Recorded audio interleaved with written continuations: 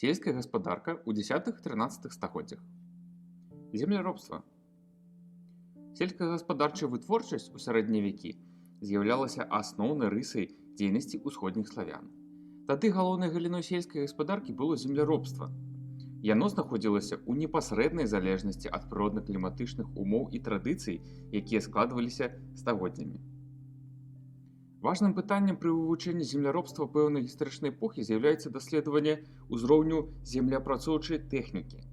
У сувязі з адсутнасцю пісьмовых крыніц паўстання і развіццю сельскагаспадарчай вытворчасці сярод сельскага і гарадскога насельніцтва ў 10-13 стагоддзях надзейнымі крыніцамі па вывучэнні тагачаснага земляробства і жывёлагадоўлі з'яўляюцца археалагічныя матэрыялы.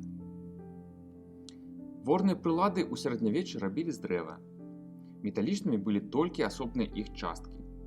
На пасяленні каля вёскі Хатомель Столінскага раёна знойдзены два металічныя наральнікі і чарэсла ад ворнай прылады 8-9 стагоддзяў, якая з'яўляецца папярэднікам плуга. Падобныя наральнік і чарэсла, якое разразала пласт зямлі, выяўленыя каля вёскі Дворыцкая слабада Мінскага раёна з матэрыялам 10-11 стагоддзяў. Многія даследчыкі сцвярджаюць, што ўдасканаленая ворная прылада працы з'явілася спачатку на поўдні Беларусі. Прымяняліся і больш простыя ворныя прылады без чарэсла. Аб гэтым сведчаць металічныя наральнікі 11-13 стагоддзяў, знойдзеныя на розных помніках, напрыклад, у Брэсце, Мазыры, Навагрудку, у вёскі Збору Рагачоўскага раёна. У Брэсце выяўлена дубовае прамаградзільнае рала 13 стагоддзя. У 11-13 стагоддзях на тэрыторыі Беларусі выкарыстоўвалі два тыпа рал – беспалозныя і ралы з полазам.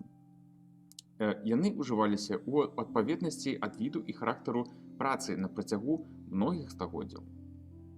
У сувязі з удасканаленнем земляробчых прылад у 9 стагоддзі на тэрыторыі ўсходняй Еўропы з'явіліся прынцыпова новы ды больш дасканалы ў параўнанні з ралам від ворнай прылады – двухзубая драўляная саха з двумя металічнымі сашнікамі. Яе паяўленне было значным крокам уперад у параўнанні з ралам. Саха больш прыстасаваная да ўмоў лясной паласы. У пачатку другога тысячагоддзя яна становіцца асноўнай ворнай прыладай. Сашнік 10 стагоддзя знойдзены ў Лукомлі. Жалезныя сашнікі выяўлены пры раскопках у Ваўкавыску, Гродні, Лагойску, Мінску, Оршы, Пінску і Чачэрску. Прымяненне сох было неабходнай умовай пры вядзенні папаравай сістэмы земляробства. Саха не толькі добра рыхліла зямлю, але і падразала карэнне пустазелля, што надзвычай важна пры вядзенні папаравай сістэмы земляробства.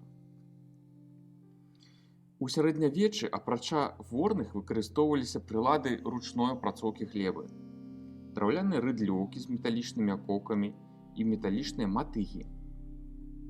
Ураджай збіралі металічнымі сярпамі. У Мінску іх знойдзена 17 экземпляраў. Сярпы 10-13 стагоддзяў па памеры і форме з мэтай паляпшэння іх працоўных якасцей маюць даволі доўгае, да 25-30 см, лязо, часта з насечкамі па краі.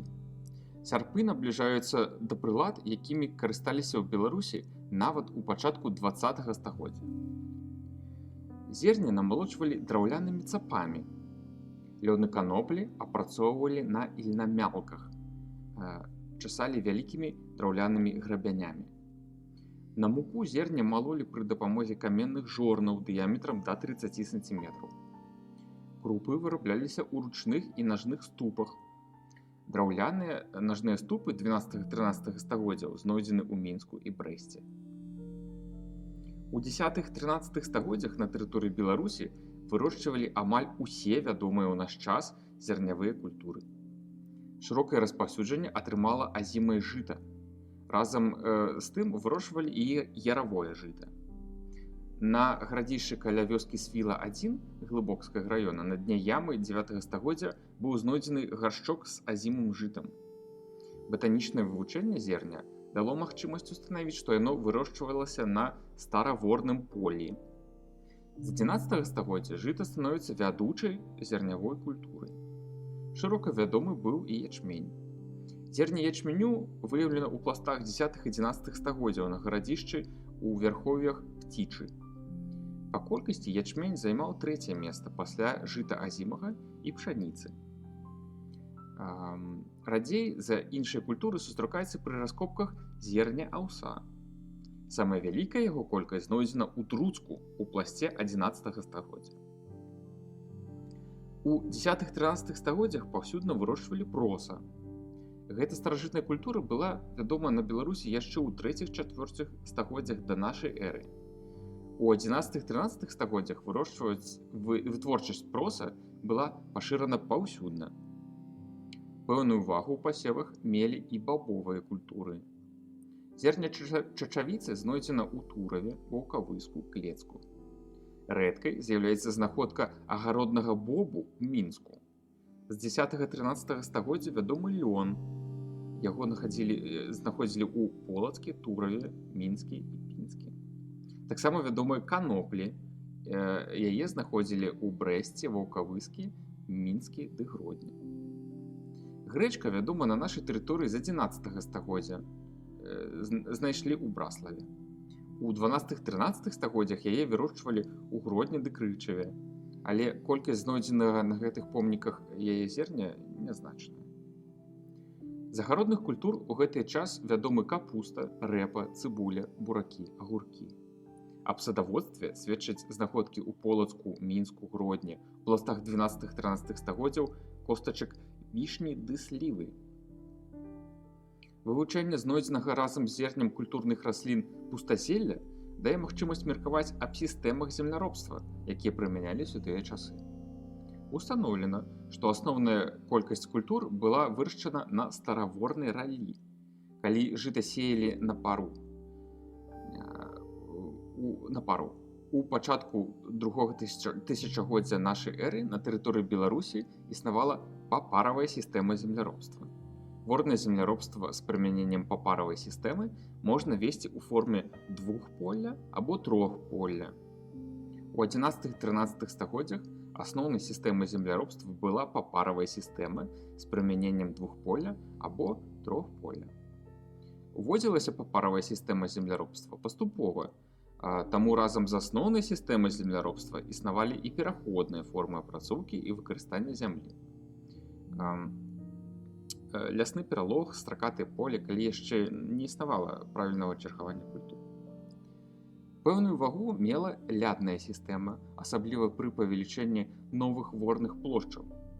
Спалучэнне папаравай сістэмы земляробства з іншымі формамі ў залежнасці ад неабходнасці і абставін сведчыць аб рацыянальным вядзенні гаспадаркі.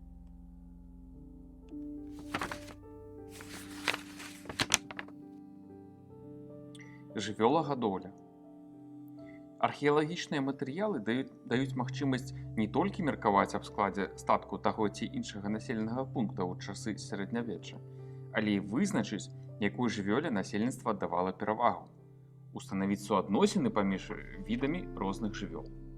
На пасяленнях ваеннага тыпу і феадальных замкаў у культурным пласце пераважаюць косці дзікіх жывёл. Вынік вывучэння касцей з гарадзішча і паселішча 8-9 стагоддзяў каля вёскі Хатомель дае магчымасць упэўніцца, што тут аддавалі перавагу свойскай жывёле, буйны рагаты скот, конь, свіння. Той факт, што косці каня займаюць тут па колькасці другое месца пасля буйной рагатай жывёлы, тлумачыцца роллю гэтай жывёлы, якую яна адыгрывала ў жыцці дружыннага паселішча. Для яго жыхароў, апрача вайсковага прызначэння, конь таксама займаў і адно з вядучых месцаў сярод хатняга статку. Палявалі жыхары дружыннага паселішча на кабана, касулю, мядзведзя, лася, зубра.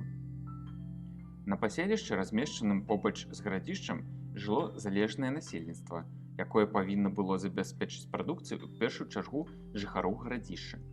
Таму яны развозілі буйную рагатую жывёлу і свіней. У гарадах пры раскопках у асноўным знойдзены косці свойскай жывёлы. Выключэнне складае толькі тыя гарады, якія ўзніклі як ваенныя крэпасці, то бок Ваўкавыск, Гродна, Турыйск, дзе паляванне было ў параўнанні з жывёлагадоўляй адыгрывала першарадную ролю. У У сувязі з высокапрадукцыйнасцю свіней іх у той час развозілі паўсюдна, больш, чым іншых жывёл. Не толькі ў гарадах, такіх як Мінску, Віцебску, Давыдгарадку, Клецку, Ваўкавыску, але і на умацаваных паселішчах, такіх як Маскавічы, Дрысвяты і гэтак далей. Часцей за ўсё гарадскія жыхары палявалі на зубра. За ім ідуць такія разнастайныя дзікія жывёлы, як барсук, касуля, мядзведзь, алень высакародны, воўк, лісіца, бабёр. Вывучэнне касцей свойскай і дзікай жывёлы дае магчымасць даведацца аб тым, што ў эпоху 10-13 стагоддзя склад статку быў тут даволі шырокі. У яго ўваходзілі ўсе вядомыя ў наш час жывёлы, і менавіта яны складалі асноўны мясны рацыён насельніцтва. Выключэнне складаюць толькі тыя гарады, у якіх асноўны мясны прадукт атрымлівалі за кошт палявання, тыя ж Гродна, Ваўкавыск ды Турыйск. Мяса свойскай жывёлы для насельніцтва гэтых гарадоў адыгрывала другарадную ролю. Узніклі гэтыя гарады на заходніх межах усходняга славянства, як ваенныя крэпасці, і ўклад іх жыцця адрозніваўся ад жыцця насельніцтва іншых гарадоў. У 10-13 стагоддзях насельніцтва тэрыторыі Беларусі, апрача жывёлагадоўлі, займалася і птушкагадоўляй. У Навагрудку разводзілі курэй, качак, гусей, палявалі на жураўлёў. У Ваўкавыску знойдзены сляды існавання гусей і качак, якія, паводле меркаванняў спецыялістаў, маглі быць як хатнімі, так і дзікімі. На іх думку, да хатніх відаў належаць толькі 4 віды птушак, а да дзікіх 11. Сярод дзікіх пераважаюць асноўныя віды паляўнічай птушкі, такія як глухар, белая курапатка, цярук, 2 віды гусей і качак, жораў, чорны бусел. Знаходзілі таксама рэшткі арлоў-беркутаў, ястрабаў, якія, хутчэй за ўсё, выкарыстоўваліся ў якасці лоўчых птушак. Яны знойдзены на другім археалагічным помніку Ваўкавыска, на Шведскай гары. Гэта, у сваю чаргу, з'яўляецца лішнім доказам таго, што тут займаліся паляваннем на дзікую птушку з выкарыстаннем лоўчых птушак. Асаблівай увагі заслугоўвае знойдзеная ў Ваўкавыску косць паўліна у пласце 11-12 стагоддзяў. Паўлін трапіў у Ваўкавыск здалёку і належаў заможнаму жыхару горада. У Лукомлі ў пластах 11-13 стагоддзяў выяўлены рэшткі курыцы і шэрага гуся. Безумоўна, хатнюю птушку ў 11-13 стагоддзях на тэрыторыі Беларусі разводзілі паўсюдна. Аснову эканамічнага жыцця насельніцтва складалі земляробства і жывёлагадоўля, якая вырасла і магла развівацца толькі на падставе дасягнення значнага ўзроўню развіцця земляробства. Паляваннем займаліся больш жыхары ваенных паселішчаў і феадальных замкаў. Такім чынам, можна меркаваць, што к канцу першага, пачатку другога тысячагоддзя нашай эры у насельніцтва Беларусі існавала даволі развітая для таго часу сельская гаспадарка, у якой вядучая роля належала земляробству. На яго падставе склалася жывёлагадоўля з развядзеннем усіх вядомых у наш час відаў хатняй жывёлы. Пэўнае месца ў гаспадарцы, асабліва для некаторых населеных пунктаў, займала паляванне на буйную дзікую жывёлу. На больш дробную дзікую жывёлу і на птушак таксама палявалі паўсюдна.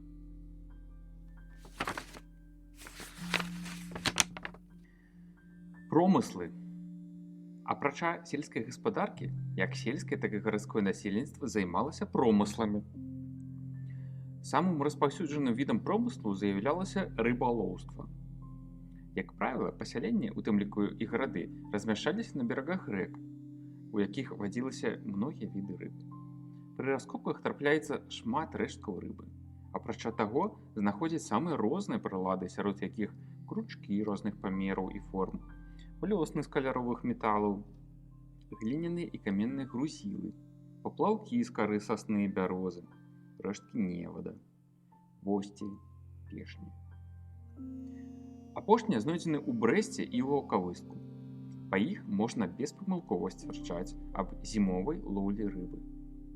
Косці рыбы з раскопак Брэста з'яўляюцца сведкамі таго, што ў 10-11 стагоддзях у Бугу і ў Мухаўцы лавілі самоў, ляшчоў, ласося, акуня, шчупакоў, плотку ды яршоў.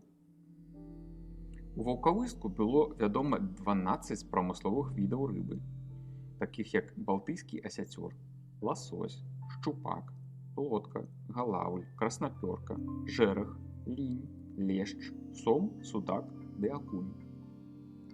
На гарадзішчы каля вёскі Маскавічы Браслаўскага раёна вызначаны наступныя віды рыбы: шчупак, лешч, сазан, карась, судак, вугор, ёрш, акунь, плотка. Вялікая колькасць знойдзеных касцей рыбы і такая колькасць відаў рыбы даюць падставы меркаваць аб тым, што яе лоўля дазваляла насельніцтву 10-13 стагоддзяў павялічыць колькасць высокакаларыйных мясных прадуктаў. Насельніцтва займалася таксама зборам грыбоў, ягад, дзікарослых пладоў лесу. Шкарлупіны лясных арэхаў часта сустракаюцца на археалагічных помніках. У Мінску ў пласце 12 стагоддзя знойдзены плады дзікай грушы. Самымі распаўсюджанымі хатнімі промысламі былі прадзенне і ткацтва, без якіх наогул нельга ўявіць жыццё сярэднявечнага грамадства. Усюды пралі лён і шэрсць, а з атрыманых нітак выраблялі тканіны. Доказам развітога ў тыя часы прадзіва з'яўляюцца знаходкі драўляных верацён на тых археалагічных помніках, дзе добра захавалася дрэва. Гэтыя помнікі ў Полацку, Віцебску, Мінску, Брэсту, Пінску, Слуцку, Давыдгарадку ды ў Слонімі. І таксама доказам гэтага развітога прадзіва з'яўляюцца шыферныя праслачкі, якія сустракаюцца ў вялікай колькасці на кожным помніку гэтага часу. Аб ткацтве сведчаць знаходкі дэталяў ткацкіх станкоў у Полацку, Мінску, Віцебску, Гродні ды Брэсце, ды кавалкі тканін.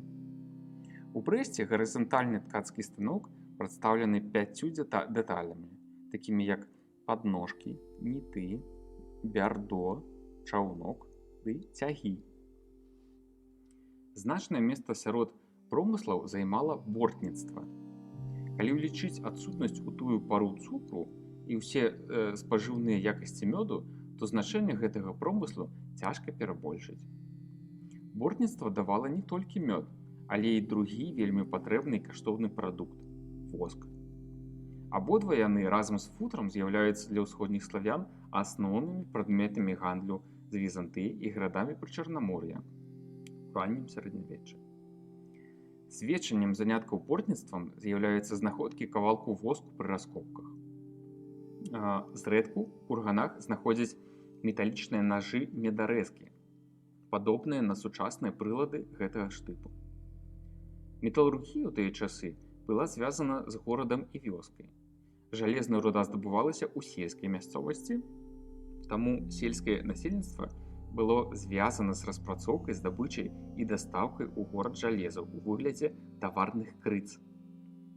Пэўная частка жалезнай руды выкарыстоўвалася сельскімі кавалямі для вырабу прадметаў побыту, у тым ліку і прылад працы. Яны былі знаёмы не толькі з усімі працэсамі выплаўкі жалеза, але маглі прасцейшымі спосабамі атрымліваць сталь. Самым распаўсюджаным рамяством у сельскай мясцовасці з'яўлялася ганчарства. Выраблялі пераважна пячныя гаршкі. Сельскія ювеліры выраблялі шырока распаўсюджаныя ў тыя часы ўпрыгожванні з каляровых металаў, такія як скроневыя кольцы, бранзалеты ды пярсцёнкі.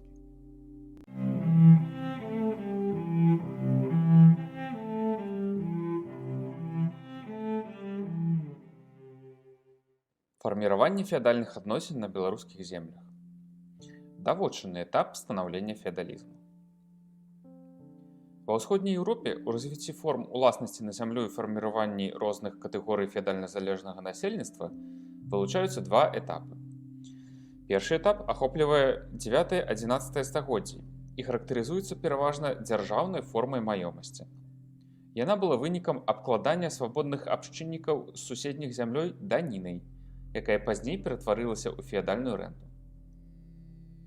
Гэты этап генезісу феадальных адносін даследчыкі называюць даводчынным і на аснове шэрагу матэрыялаў падзяляюць дзяржаўную зямельную ўласнасць на княжацка-дзяржаўную і дзяржаўна-карпаратыўную. У першым выпадку распараджальнікамі дзяржаўнага зямельнага фонду быў князь, У другім, яго саўдзельнікі ў гэтай справе з'яўляліся баяры. Спачатку даніна збіралася з насельніцтва шляхам перыядычнага аб'езду князем і яго дружынай падуладных яму зямель. Пра тое, як гэта адбывалася, сведчыць сучаснік вялікага кіеўскага князя Ігара, візантыйскі імператар Канстанцін Багранародны.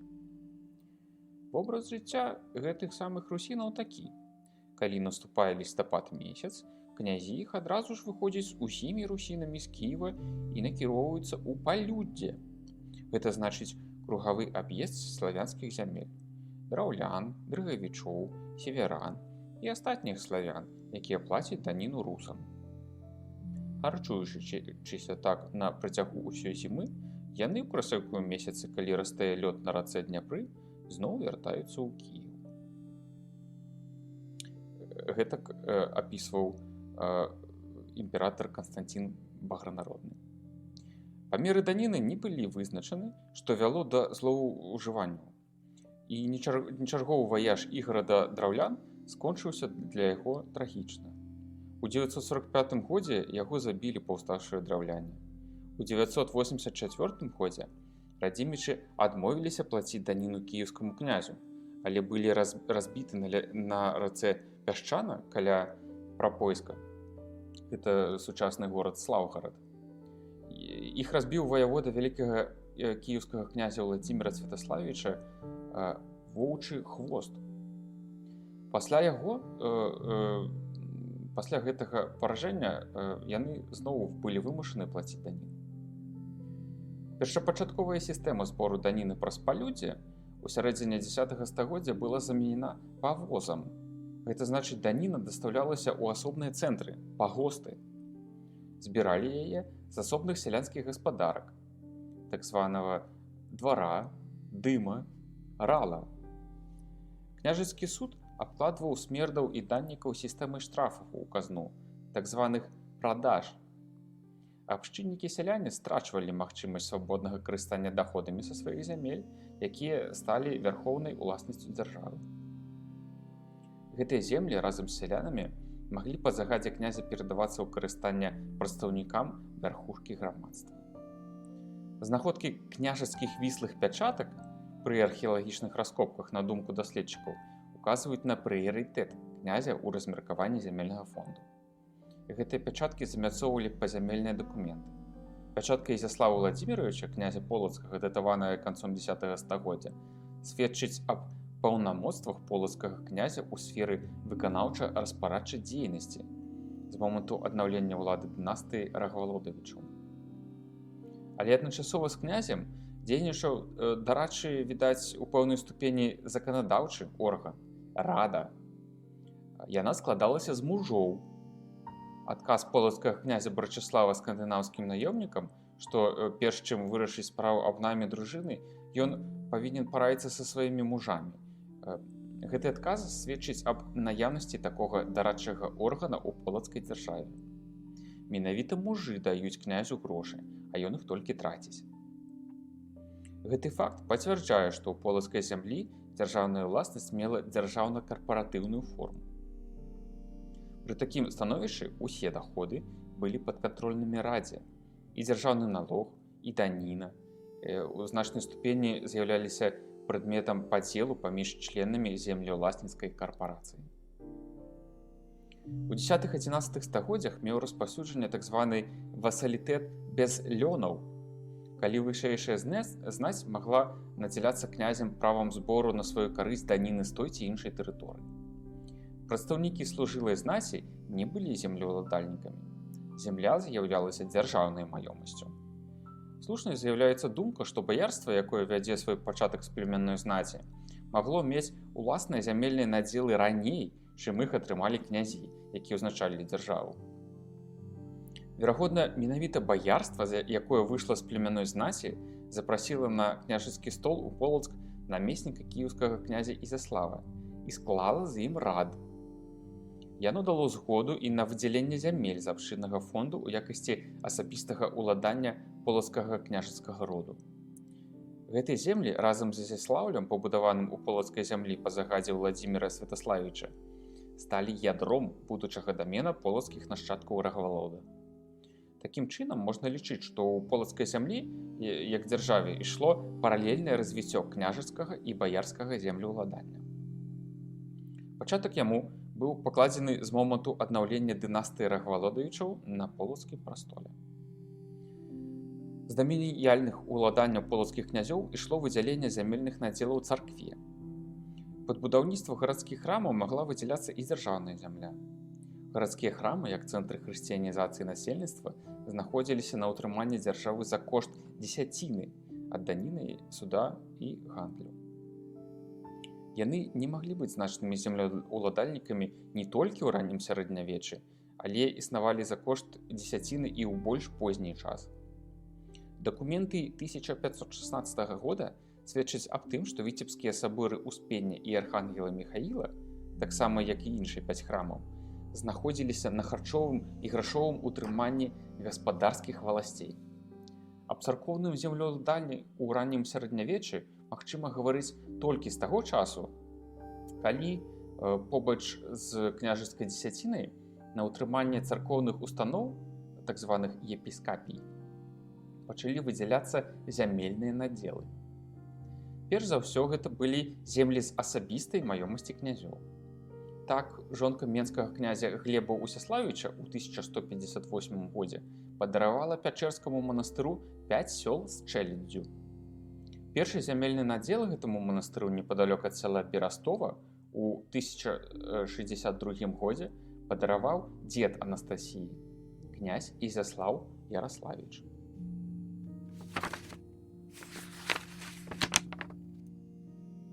Княжацкі дамен.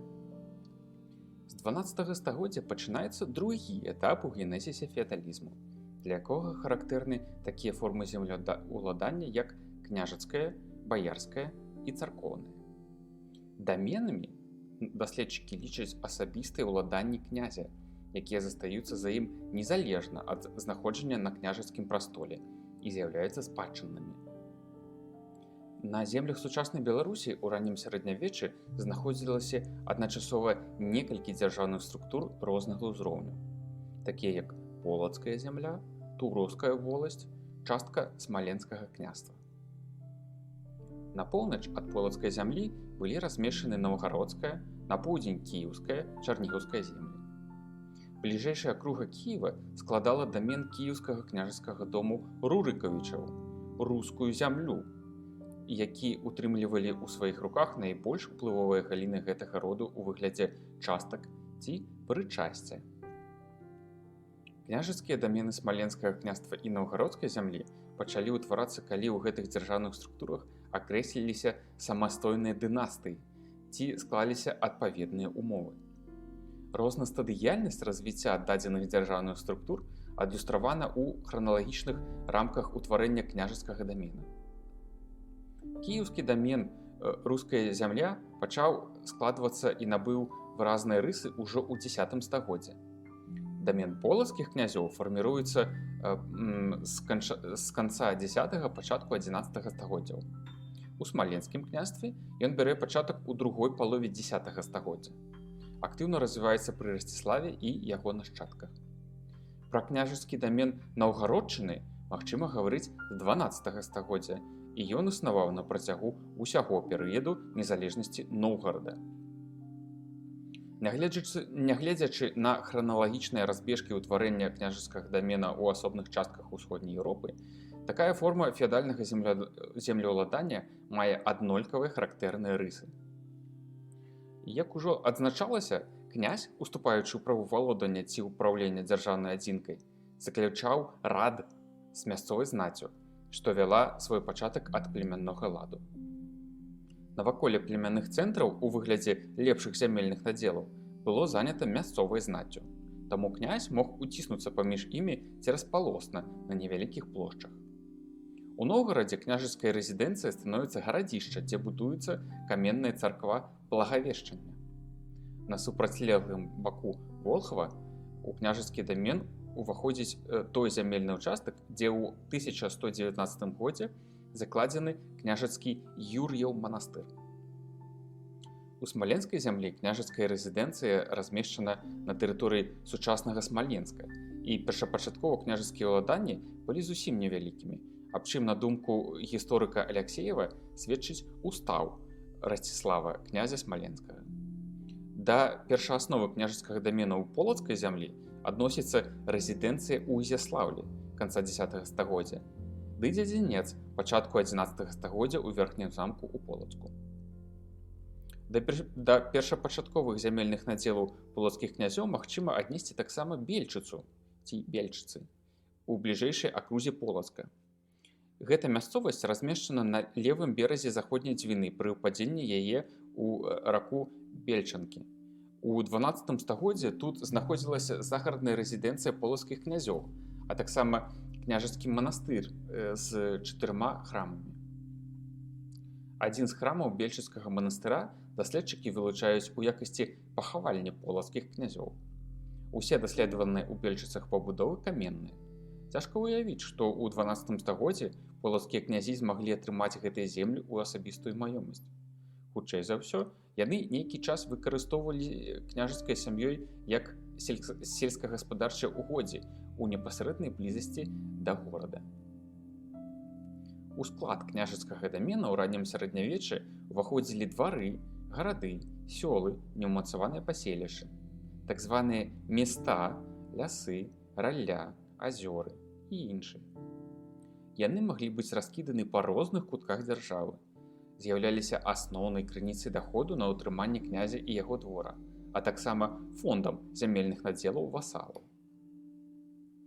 Летапісы, а таксама слова пра паход Ігоравы упамінаюць у дачыненні да полацкіх князёў тэрмін «жизнь» у сэнсе маёмасць. У іпаціеўскім летапісе пад 1159 годам гаворыцца, што у Рагвалода Брачеславича братья его, вземши под ним волость его и жизнь его всю. А палачане раскаиваются перед князем. И жизнь твою всю разграбихом и твоей дружины. У житии наиподобной Ефросині Полоцкой названы дамы князёў і баяр 12 стагоддзя. Пад Полацкам было паселішча, якое ў раннім сярэднявеччы вядома пад назвай Сяльцо. Усе гэтыя кампаненты ўваходзілі ў склад дамена полацкіх князёў. Жизнь Всеславля, маецца на ўвазе Усяслава Чарадзея Полацкага, згадваецца ў слове пра паход Ігоравы. Асабістая маёмасць, жизнь прадстаўнікоў княжацкага дому вядома на Полачыне ўжо з 11 стагоддзя. Крыніцы не раскрываюць сутнасці дадзенага тэрміна. Гісторык Штыхаў лічыць, што ў паняцце «жизнь» уваходзяць таксама сёлы і нівы. Пад домам ён разумее комплекс двара з пабудовамі і гаспадарчымі ўгоддзямі. Як паказалі археалагічныя даследаванні, у Друцку двор князя размяшчаўся ў дзядзінцы. У Полацку ў другой палове 12 стагоддзя быў пабудаваны каменны княжацкі церам, які знаходзіўся на верхнім замку. У Кіеве таксама вядомы двор Бречеславль. У княжацкі дамен уваходзілі гарады, пабудаваны па загадзе князя. Цэнтры пэўных тэрытарыяльных акруг, што адносіліся да дамена, называліся па імені князя. У полацкай зямлі вядомы гарады Браслаў, магчыма пабудаваны Брачеславам, і Барысаў 1102 года, пабудаваны князём Барысам. Даследчыкі вылучаюць два этапы ў фарміраванні княжацкага дамена ў смаленскай і новгарадскай землях. Першы звязаны з уступленнем прадстаўніка княжацкага дому Рурыкавічаў ва ўпраўленне дзяржаўнай адзінкай і выдзяленнем яму уласнага карыстання часткі абшчынных зямель. Другі этап адзначаны захопам і падпарадкаваннем князю зямель, на якія не распаўсюджвалася ўлада родаплемянной знаці, пераўтварэнне іх у тэрыторыі, дзе кіраваў князь, прадстаўнік дзяржаўнай улады. У смаленскім княстве такімі землямі былі паўночныя тэрыторыі радзімічаў, якія адышлі да князя ў выніку паходаў Расціслава Мсціславіча 1127 і 1142 года. На гэтых землях па княжацкім загадзе будуецца шэраг адміністрацыйных цэнтраў. Сярод іх на тэрыторыі Беларусі даследчыкі выдзяляюць Мсціслаўль, Ізяслаўль і іншыя. Пашырэнне дамена полацкіх князёў адбывалася такім жа чынам, як і на суседніх тэрыторыях. Па-першае, у дамен уваходзяць землі, аддаленыя ад цэнтра дзяржаўнай структуры, але густа заселеныя, размешчаныя на волаках. Гэта Браслаўская ды Лукомельская вобласці. Па-другое, нягледзячы на аддаленасць ад цэнтра, яны зручна з ім злучаюцца воднымі шляхамі. З усталяваннем дамініяльных княжацкіх уладанняў даходы князя падзяляюцца на дзве часткі. Першая частка – даходы з валасцей, выплачваюцца князю да таго часу, пакуль ён знаходзіцца на чале дзяржавы.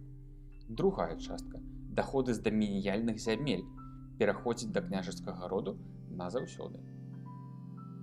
Невядома, як падзяляліся даходы з дамініяльных уладанняў паміж асобнымі прадстаўнікамі княжацкай сям'і ў полацкай зямлі. У кіеўскай дзяржаве руская зямля была замацавана ў выглядзе частак за некалькімі галінамі княжацкага роду. Гэта адбылося тады, калі ўжо набыло сілу вотчыннае права. Нездарма іпатіўскі летапіс па 1142 годам паведамляе: «Послав Всеволод из Киева на Вячеслава, князя Туровского, река, сядзеши во Киевской волости, а мне достоить, а ты пойди в Переяславль отчину свою». Навуковец Лысенко слушна заўважыў, што Тураў, які не з'яўляўся воласцю Кіева, не мог належаць Ольгавічамі. Аднак, як бачна, яны хацелі ўзнавіць парушаную чаргу валодання валасцямі. Яшчэ Яраслаў аддаў Пераяславль Усеваладу, дзеду Вячеслава. Тураў пасля яго быў страчаны Ізяславічамі, павінен быў перайсці да Святаславічаў, прадстаўніком якіх з'яўляўся Усевалад Ольгавіч, князь кіеўскі.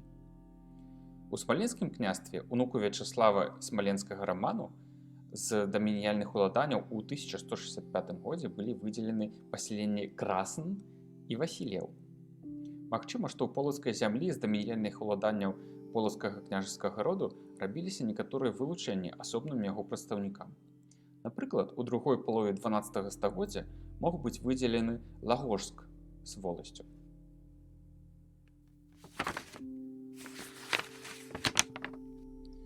Баярская вотчына. Баярства, як саслоўная групоўка, прайшло доўгі і марудны шлях аб'яднання прадстаўнікоў служылай эліты з родавай знаццю. Тэрмін «балярын» ці «баярын» зафіксаваны ў лексіцы старажытнаславянскай пісьмовасці 11 стагоддзя. На матэрыялах усходняй Еўропы прасочваецца яго ўжыванне ў якасці збіральнага тэрміна да 12 стагоддзя. Гэта сведчыць аб адсутнасці рэальнага існуючага ў старажытным грамадстве той пары адзінкавага паняцця «баярын» для вызначэння прадстаўніка асобнай сацыяльнай групоўкі. Толькі з пачатку 12 стагоддзя яно ўсё часцей з'яўляецца на старонках старажытных летапісаў, грамат, царкоўных уставаў. Даследчыкі лічаць, што ў першапачатковай форме тэрмін «болярія» меў значэнне літаратурнага. Тут гаворка ідзе пра 10-11 стагоддзе. І толькі з 12 стагоддзя гэты тэрмін суадносіцца з канкрэтнай групоўкай грамадства. Гаварыць аб баярах як о групоўцы землеўладальнікаў магчыма толькі з моманту ўтварэння сацыяльна аднароднай часткі грамадства, абазначанай гэтым тэрмінам. Сапраўды, у пазнейшай рэдакцыі «Рускай праўды» канца 11-12 стагоддзя сустракаюцца звесткі аб баярскім цівуне, баярскім радовішчы, баярскіх халопах, вымарачнай вотчыне. Да маёмасці баяр адносілася таксама жизнь, аб чым гаворыцца ў іпатіўскім летапісе 1159 года.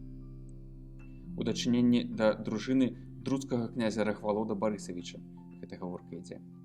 Вядомы таксама село, дом, што належалі баярам. Узнікненне менавіта ў 12 стагоддзі шэрагу невялікіх умацаваных гарадкоў. Вакол гэтых гарадкоў існавалі адкрытыя паселішчы. Гэта ўзнікненне дазваляе адносіць гэтыя гарадкі да баярскіх маёнткаў, якія кантралявалі пэўную акругу ці валодалі ёю. Сярод баярскіх родаў выдзяляецца найбольш старажытнае і заможнае.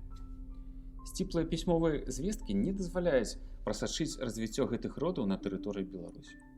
Сярод тураўскіх баяр вядомы Тысяцкі Іванка, які ўдзельнічаў у паходзе 1127 года ў полацкую зямлю.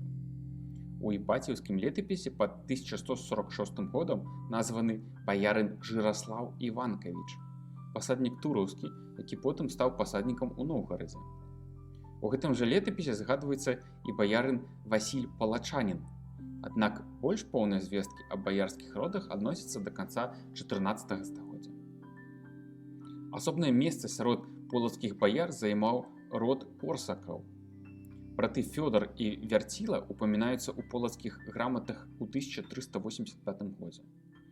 Зямельны абшар на ракі Дзесне на паўднёвым захадзе Полачыны склаў галоўную вотчыну Корсакаў.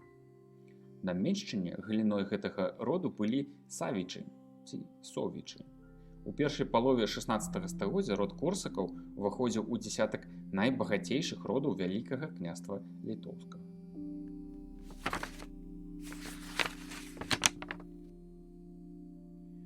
Царкоўнае землеўладанне. Царкоўнае землеўладанне набывае развіццё з 12 стагоддзя. Як вядома, першыя храмы на тэрыторыі Беларусі былі ўзведзены ў імя Святой Багародзіцы і названы ў крыніцах 1001 года у Друцку, 1007 года у Полацку. Яны непасрэдна могуць быць звязаны з узведзенай у Кіеве на працягу 989-996 года манументальнай царквой Святой Багародзіцы, так званай Дзесяціннай. Там знаходзілася мітраполія. Найстаражытнейшыя храмы былі ў асноўным драўлянымі. Рэшткі царквы Святой Багародзіцы выяўлены ў пласце 12 стагоддзя ў Мсціславе. Існавалі царкоўныя установы канца 10-11 стагоддзя за кошт дзесяціны, прынцып фарміравання якой упершыню быў вызначаны Уладзімірам Святаславічам у ягоным уставе на дзесяцінную царкву ў Кіеве 995 года. З цягам часу да дзесяціны царкве пачынаюць дадавацца зямельныя угоддзі ды іншыя княжацкія наданні з улікам значнасці царкоўнага аб'екта. У 11-12 стагоддзях у розных дзяржаўных структурах усходняй Еўропы будуюцца каменныя храмы, усталёўваюцца епіскапіі ці епархіі. У 50-60-х гадах 11 стагоддзя пабудаваны кафедральны Сафійскі сабор у Полацку, дзе знаходзілася рэзідэнцыя полацкіх епіскапаў. У 80-е гады 11 стагоддзя пачалося ўзвядзенне каменнага храма ў Менску. 12 стагоддзям датуюцца каменныя храмы Віцебска ды Турова. Пабудова каменных храмаў звязана з развіццём удзельнай сістэмы, таксама як і з'яўленне шэрагу епіскапій, у тым ліку Тураўскай, Смаленскай. Гэта падкрэслівае ўзмацненне ўлады асобных галін княжацкіх дынастый Кіеўскай і Полацкай дзяржавы. Як сведчыць крыніцы, першапачатковыя зямельныя надзелы епархіі былі невялікімі.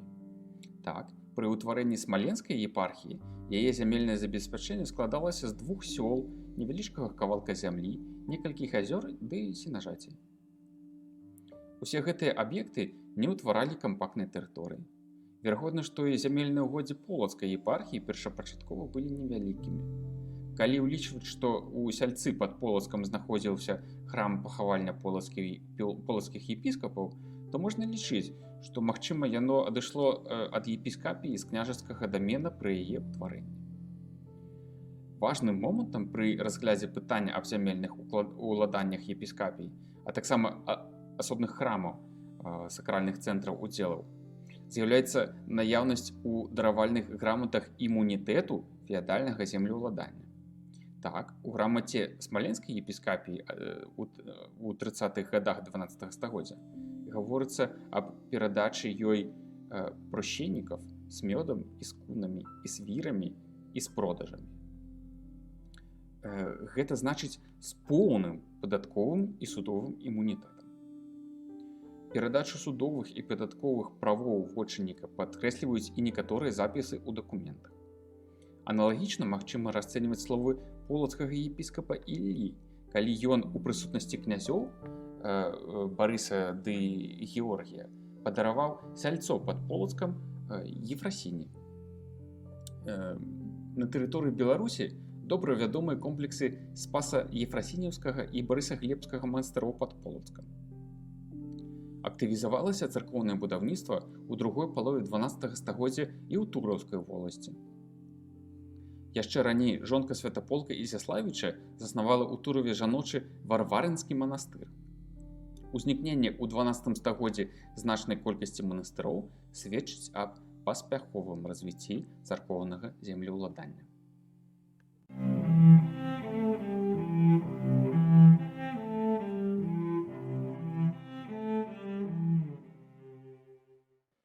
Узнікненне гарадоў.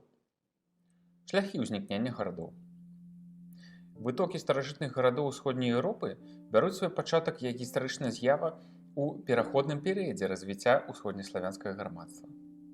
Менавіта ў гэты час фарміруюцца асноўныя перадумовы ўзнікнення саслоўна-класавага грамадства, функцыянаванне якога немагчыма без палітычнай улады і цэнтраў яе канцэнтрацыі. Таму фарміраванне дзяржаўнасці і зараджэнне сярэднявечных гарадоў з'явы адначасовыя і ўзаемаабумоўленыя ў сваіх генесісных формах. Старажытнейшыя гарады на тэрыторыі Беларусі ўзнікалі ў найбольш развітых у эканамічным сэнсе рэгіёнах. Першаасновай гарадоў звычайна з'яўляліся славянскія паселішчы, якія былі цэнтрамі сельскага асяроддзя ў другой палове першага тысячагоддзя. У розных частках тэрыторыі Беларусі пераход ад племянных княжанняў да раннядзяржаўных кіраванняў адбываўся не адначасова. Так, калі на тэрыторыі беларускага падзвіння ўжо існавала раннядзяржаўнае ўтварэнне полацкіх крывічоў з цэнтрам у Полацку, то дрыгавічы яшчэ знаходзіліся ў стане племяннога княжання, а радзімічы, якія ўвайшлі ў 10-11 стагоддзях у іншае раннядзяржаўнае ўтварэнне, так і не здолелі заснаваць самастойнага княства. У выніку славянскай каланізацыі панямоння тут таксама склаліся перадумовы ўтварэння гарадоў. Станаўленне гарадскіх форм жыцця на тэрыторыі ўсходняй Еўропы не мела адзінай сацыялагічнай схемы. Умоўна, сярод разнастайных працэсаў горадаўтварэння выдзелены тры асноўныя напрамкі. Першы – гандлёва-рамесны, другі – абшчынна-феадальны і трэці – феадальны ці дзяржаўны. Усе гэтыя напрамкі акрэсліліся прыкладна ў адзін час, але мелі розныя ўмовы развіцця і адыгрывалі неаднолькавую ролю ў сацыяльна-эканамічнай гісторыі старажытнага горада. Разглядзім гэтыя шляхі. Першы – гандлёва-рамесны шлях утварэння гарадоў. Ён быў абумоўлены ў першую чаргу дзейнасцю ў другой палове першага тысячагоддзя трансеўрапейскай гандлёва-эканамічнай супольнасці. У 8-10 стагоддзях да гэтай эканамічнай сістэмы, якой былі ахоплены землі заходняй і цэнтральнай Еўропы, далучаюцца ўсходняя Еўропа і арабскі рэгіён. Наяўнасць у апошнім вялікай колькасці манетнага срэбра, якое стала усеагульным эквівалентам для ўсіх тэрыторый, што кантактавалі паміж сабой, адыграла рашаючую ролю ва ўздыме эканомікі гандлёвых факторый. Тое, што Полацк раней за іншыя гарады на тэрыторыі Беларусі змог ператварыцца з племяннога цэнтра ў пратагорад, можна тлумачыць яго найбольш раннім далучэннем да паўночнаеўрапейскай супольнасці на гандлёвым шляху. Спалучэнне ўдалага размяшчэння на важным адрэзку гандлёвага міжнароднага шляху і функцыі племяннага цэнтра спрыяе развіццю Полацка ў палітычных адносінах, трансфармацыі яго ў цэнтр раннедзяржаўнага ўтварэння полацкага княства. Такім чынам, ужо ў другой палове 9 стагоддзя Полацк пачынае набываць новую сацыяльную аснову тэрытарыяльна-палітычнага цэнтра, які аб'яднаў полацкіх крывічоў і дрыгавічоў. Колькасць жыхароў яго ў 12 стагоддзі магла сягаць 10 тысяч. Для параўнання, у Киеве 50 тысяч, у Новгарадзе ад 20 до 30. У 10-11 стагоддзях полацкая дзяржава пашырае сваю тэрыторыю ў розных напрамках, умацоўвае свае рубежы крэпасцямі. І гэтыя крэпасці потым ператвараюцца ў гарады, такі, напрыклад, Браслаў і Заслаўе. Таксама яны маглі ператварацца ў феадальныя сядзібы, прыкладам маскавічы, дрысвяты, рацюнкі, руднікі. Ва ўсходняй Еўропе тым жа шляхам, што і Полацк, вылучыліся ў раннефеадальныя цэнтры Новгарад і Кіеў з спалучаючы эканамічную аснову цэнтра племяннога асяроддзя, тэрытарыяльнага і гандлёва-рамесніцкага развіцця ў русле шырокіх знешніх сувязяў. У скандынаўскіх сагах і саксонскіх легендах Полацк фігурыраваў побач з Кіевам і Новгарадам як трэці цэнтр Русі. Па-іншаму складваўся лёс паселішчаў, якія таксама пачыналі сваё развіццё ў сістэме трансеўрапейскай эканомікі і знешне мелі рысы прагорада. Такія паселішчы атрымалі назву адкрытых гандлёва-рамесных, таму што ў іх склад уваходзілі невялічкае гарадзішча, відаць, гэта быў цэнтр невялічкай абшчыны, ды вялікае неўмацаванае паселішча з курганным могільнікам, які развіваўся прапарцыянальна росту паселішча. Гэтыя паселішчы размяшчаліся на галоўных водных магістралях, што звязвалі паміж сабой аддаленыя рэгіёны, напрыклад, Ладагу, Гнёздава, Шэставіцы і гэтак далей. На тэрыторыі Беларусі да паселішчаў гэтага тыпу можна далучыць селішча ў вёскі гарадзішча, размешчанае за 12 кіламетраў на паўночны ўсход ад Пінска на высокай тэрасе возера Гарадзішанскага, якое злучаецца пратокай з рэчкай Ясельдай. Яно мела плошчу каля 4 гектараў. Да селішча прымыкае невялікае гарадзішча плошчай з паўгектара, на якім размяшчаліся язычніцкае капішча. Датуецца паселішча канцом 8-га, пачаткам 11-га стагоддзя. Гэты буйны гандлёва-рамесніцкі цэнтр Палесся, аб чым сведчаць эканамічныя знаходкі падчас раскопак, абслугоўваў у 9-10 стагоддзях прыпяцка-будскі водны шлях. Рэчышча ў рацэ Піны у сярэднявеччы падзялялася ў яе нізов'ях на 2 рукавы.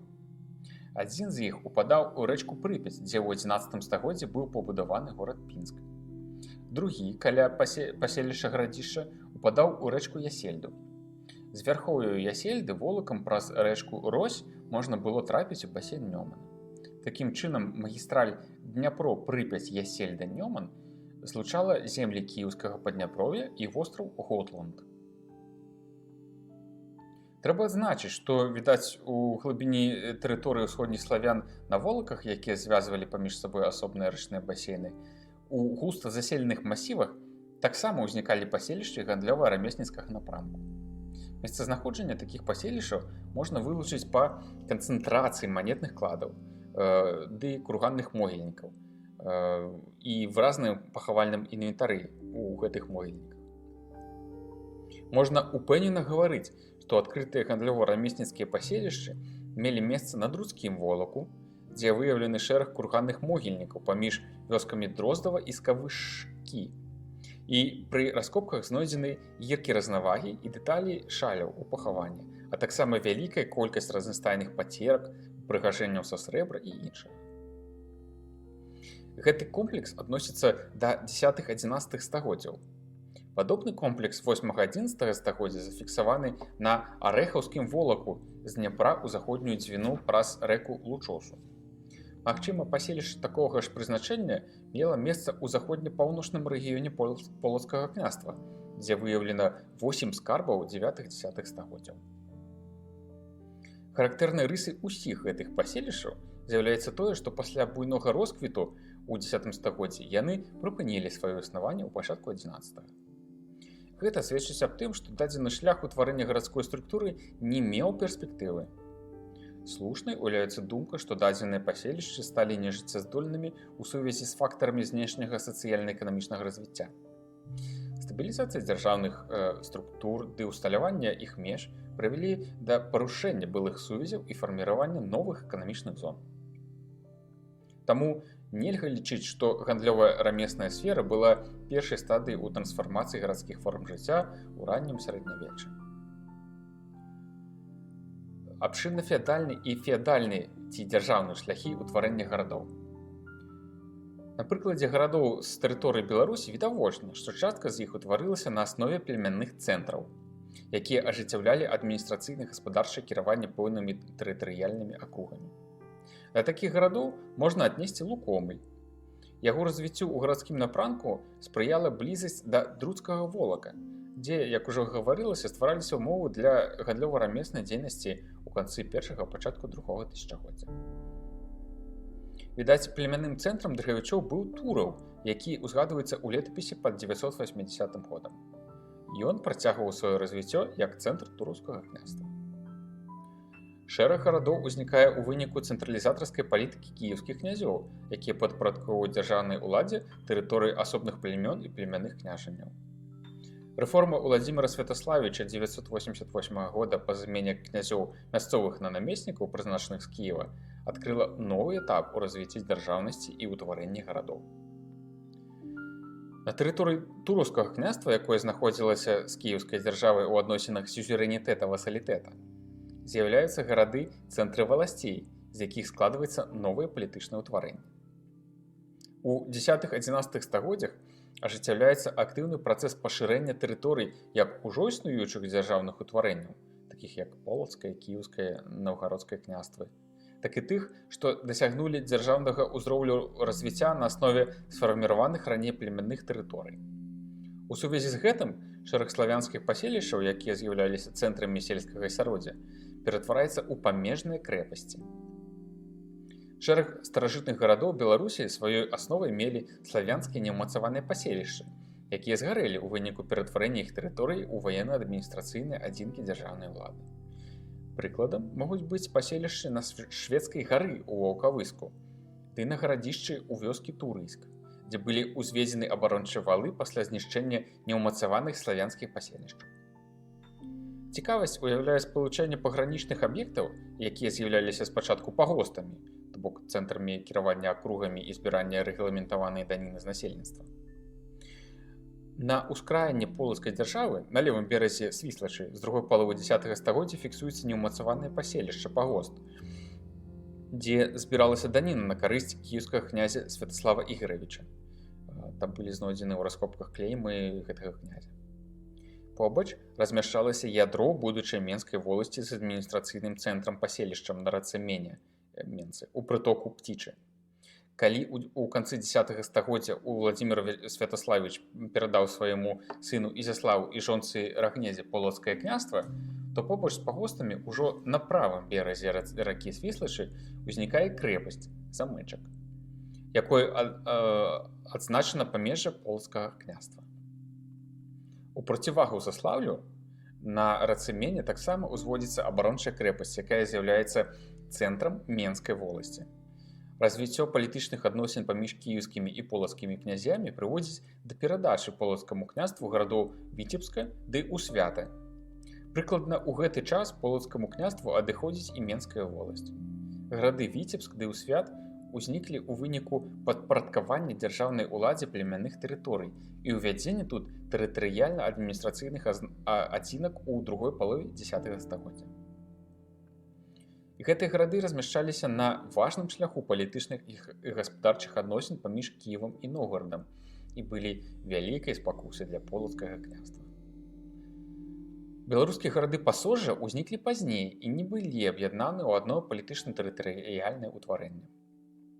Найбольш раннім горадам беларускага Падняпроўя і пасожжа з'яўляецца Гомель ці Гомій, які ўтварыўся на аснове племяннога цэнтра радзімічаў у 8-м пачатку 10 стагоддзя. У 10 стагоддзі ён ужо ўваходзіць у склад адміністрацыйных цэнтраў Чарнігаўскага княства, што адлюстроўвае высокі ўзровень сацыяльна-эканамічнага развіцця. Гарады пасожжа, такія як Чачэрск, Прупой, Крычаў, выраслі ў 11 стагоддзі з паселішчаў, якія ўзніклі пры асваенні славянамі гэтай тэрыторыі. У гэты ж час на аснове славянскага паселішча ўзнікае Магілёў на Дняпры. Недастатковая вывучанасць помніка не дазваляе зрабіць больш канкрэтныя вывады аб шляху яго станаўлення. Гарады пасожжа падзяляліся паміж смаленскім і чарнігаўскімі княствамі, прычым, калі ў ніжнім пасожжы асноўным фактарам развіцця гарадоў быў сацыяльна-эканамічны, то ў сярэднім пасожжы прасочваецца значны адбітак дзейнасці княжацкай адміністрацыі смаленскай зямлі. Два гарады беларускага Падняпроўя, Орша і Копаць, выконвалі тую ж ролю супрацьстаяння на баках мяжы, што і гарады Ізяслаўль і Менск. Копаць узнікла на аснове славянскага неўмацаванага паселішча ў 11 стагоддзі, а ў канцы стагоддзя была паміжнай крэпасцю смаленскага княства. На процілеглым беразе Дняпра ў пачатку 12 стагоддзя таксама на аснове славянскага паселішча узводзіцца крэпасць полацкага княства – Орша. Яе ўзвядзенне сведчыць аб тым, што тут праходзіла мяжа полацкага княства зямлі ў гэты час на паўднёвым усходзе. Пісьмовыя крыніцы больш позняга часу дазваляюць меркаваць, што паўднёва-ўсходні рубеж віцебскага княства зямлі, сфарміраванага ў складзе полацкай дзяржавы, быў перасунуты далей на поўдзень, бо ў яго ўжо ўваходзілі Цяцерын і Магілёў. У цеснай сувязі з пытаннем аб шляхах утварэння гарадоў стаіць пытанне аб пераносе гарадоў.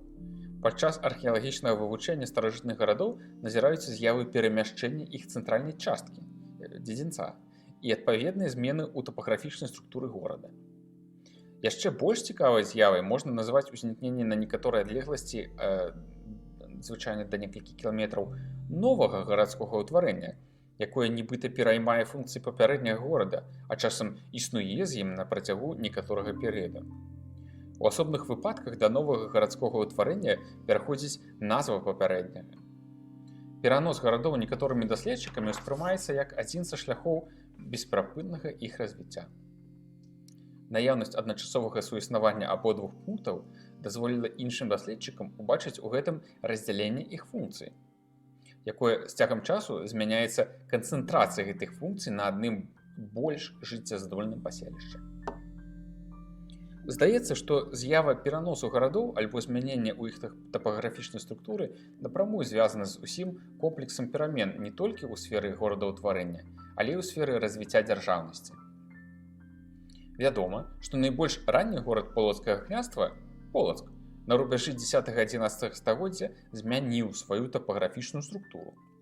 Яго цэнтр, які быў размешчаны на гарадзішчы, што выконвала ў папярэдні час ролю племяннага цэнтра, перамяшчаецца на тэрыторыю будучага верхняга замка. У гэты час рэзка павялічваецца гарадская тэрыторыя, а ў сярэдзіне 11 стагоддзя на верхнім замку ўзводзіцца Сафійскі сабор. Прычыны гэтых перамен, відаць, звязаны з усталяваннем у полацкім княстве самастойнай княжацкай дынастыі ды уздымам яе аўтарытэту на палітычнай арэне. Гэтыя фактары садзейнічалі сацыяльна-эканамічнаму развіццю Полацка, знешне адлюстраванаму ў структурных пераменах і павелічэнні тэрыторый. У канцы 11 стагоддзя адбываюцца змены ў тапаграфічнай структуры Заслаўя. Крэпасць, узведзеная як вотчына Ізяслава ў канцы 10 стагоддзя, так званае гарадзішча Замэчак, к канцу 11 стагоддзя яна ўжо страціла сваё значэнне. Функцыі гарадскога цэнтра пераходзяць да новага ўмацавання. Пазней гэта будзе тэрыторыя бастыённага замка. З гэтага часу горад паспяхова развіваецца па схеме планіроўкі, тыповыя для старажытных гарадоў, ды пашырае сваю тэрыторыю. Што паўплывала на такія перамены? Навуковец Юрый Заяц абгрунтаваў магчымасць выдзялення менскага ўдзела да 1085 года і пры гэтым зазначыў, што ва ўдзел выдзялялася тэрытарыяльная, адміністрацыйна-эканамічная і ваенная адзінка зямлі, якая ўжо склалася. Такое палажэнне магло датычыцца не толькі менскага ўдзела. Да канца 11 стагоддзя маглі ўтварыцца і іншыя ўдзелы ў складзе полацкай зямлі, адным з якіх быў Заслаўскі. Перамены ў тапаграфічнай структуры горада могуць быць звязаны з тым, што ён ужо выступае ў якасці цэнтра самастойнага ўдзела.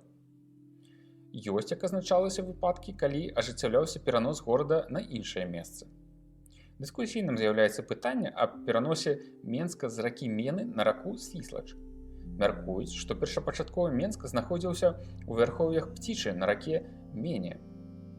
Магчымай прычынай пераносу магло быць тое, што пасля пераходу Менскай воласці ад кіеўскіх князёў да полацкага княства мяжа апошняга прасунулася на поўдзень. Жаданне полацкай княжацкай улады падкрэсліць прыналежнасць гэтай тэрыторыі да новай дзяржавы магло быць адной з прычын пераносу цэнтра воласці з ракі Мены на раку Свіслач. Але разам з гэтай маглі быць і іншыя прычыны, якія ў сукупнасці спрыялі такому пераносу.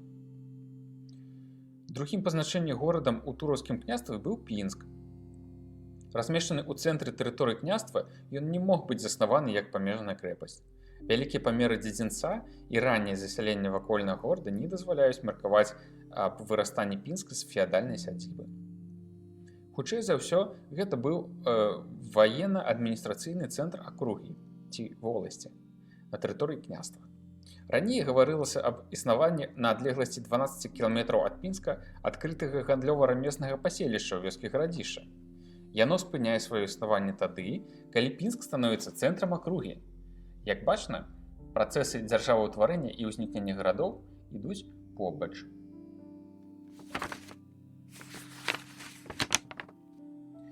Структура і функцыі гарадоў. З цягам часу у выніку эвалюцыйнага развіцця склаліся асноўныя сацыяльна-тапаграфічныя структуры старажытных гарадоў усходняй Еўропы, у тым ліку і на тэрыторыі Беларусі. Яны ўвасобіліся ў пасяленчай структуры, якая складалася з дзвюх частак – невялікага княжацкага баярскага дзедзінца і пасада. Найбольш буйныя гарады мелі вакольны горад, які займаў у горадабудаўнічай справе і сацыяльным аспекце прамежнае становішча паміж дзядзінцам і пасадам. Галоўным стрыжнем росту і развіцця гарадоў у старажытным родаплемянным асяроддзі была крэпасць. Калі ўзводзілі крэпасць, насельніцтва акругі пакідала абжытыя мясціны і цягнулася пад яе сцены.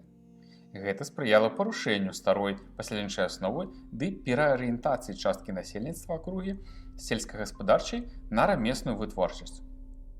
Паміж горадам і сельскай акругай усталёўваюцца новыя сацыяльна-эканамічныя адносіны, падмацаваныя новым тыпам адміністрацыйна-кіраўніцкіх адносін. Старажытны горад паўстае ў якасці дыферэнцыраванага сацыяльнага арганізма з разнастайнымі функцыямі, арганізма, які паступова ускладняецца ў сваім развіцці. Ён меў устойлівыя тэндэнцыі росту памераў тэрыторыі і колькасці жыхароў. Відаць, у аснове памераў горада і складанасці яго тыпаграфічнай структуры ляжыць функцыянальная прызначальнасць. Калі функцыі горада абмежаваны ці накіраваны на забеспячэнне вузкіх патрэб, напрыклад, калі гэта памежная крэпасць ці цэнтр княжацкай вотчыны, то ён не можа мець хуткага і разнастайнага развіцця. Вось чаму шэраг гарадоў ранняга сярэднявечча, якія выканалі на асобным этапе гістарычнага развіцця сваю ролю, страчвалі гарадскія рысы і ператвараліся ў феадальныя сядзібы ці нават вёскі. Прыкладам такіх напаўгарадоў могуць быць горы, смаленскі горад Ізяслаў, Лукомль і іншыя. Іншыя спрыяльныя ўмовы дазволілі такім гарадам, як Наваградак, Віцебск, вырасці з крэпасцей у цэнтры асобных зямель. Росту гарадоў спрыялі добрыя геаграфічныя ўмовы, напрыклад, размяшчэнне на скрыжаванні гандлёвых шляхоў. Тыя ж Берасць, Друцк, Ваўкавыск паспяхова развіваліся ў значнай ступені таму, што знаходзіліся ў адпаведных умовах. Трэба зазначыць, што на працягу свайго існавання многія гарады страчвалі адны сацыяльна вызначальныя рысы і набывалі іншыя. Гэтыя змены адбываліся разам з пераменамі ўмоў іх жыцця. Найбольш поўны пералік функцый, якія выконвалі старажытныя гарады, адносіцца да цэнтраў вялікіх тэрыторый, зямель, у складзе раннесярэднявечных дзяржаў.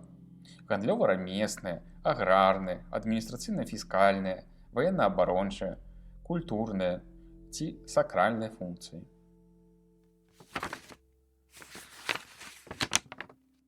Крытэрыі вылучэння гарадоў і іх лакалізацыі.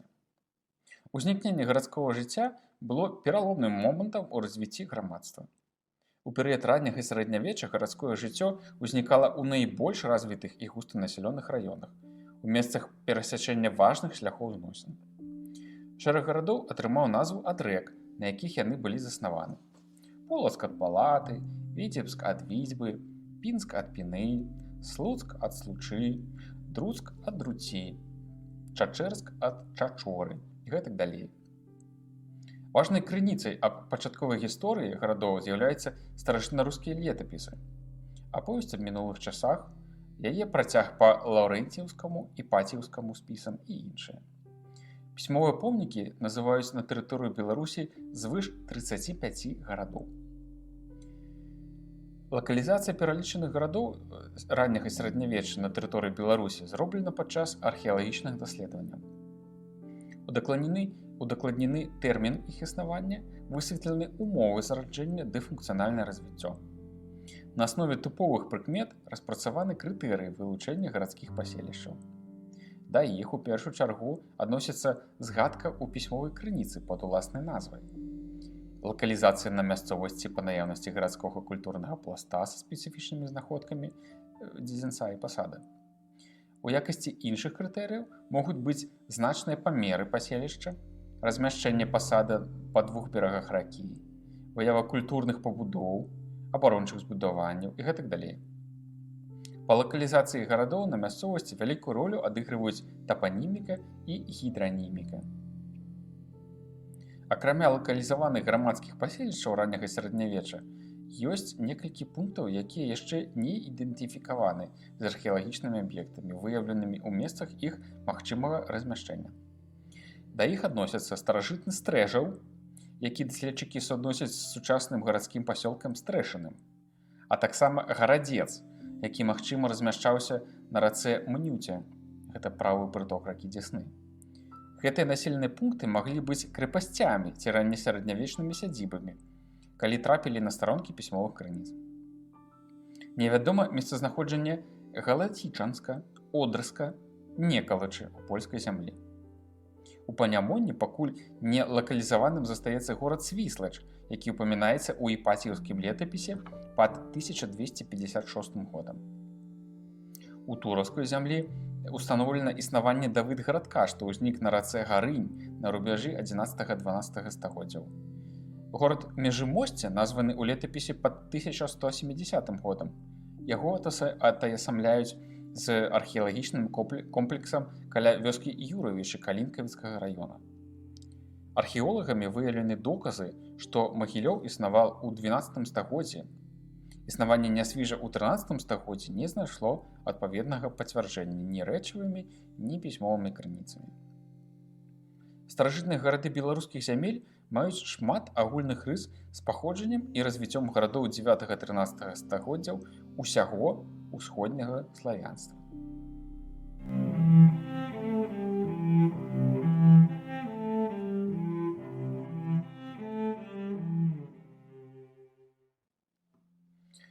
Пераўтварэнне гарадоў у цэнтры рамяства і гандлю.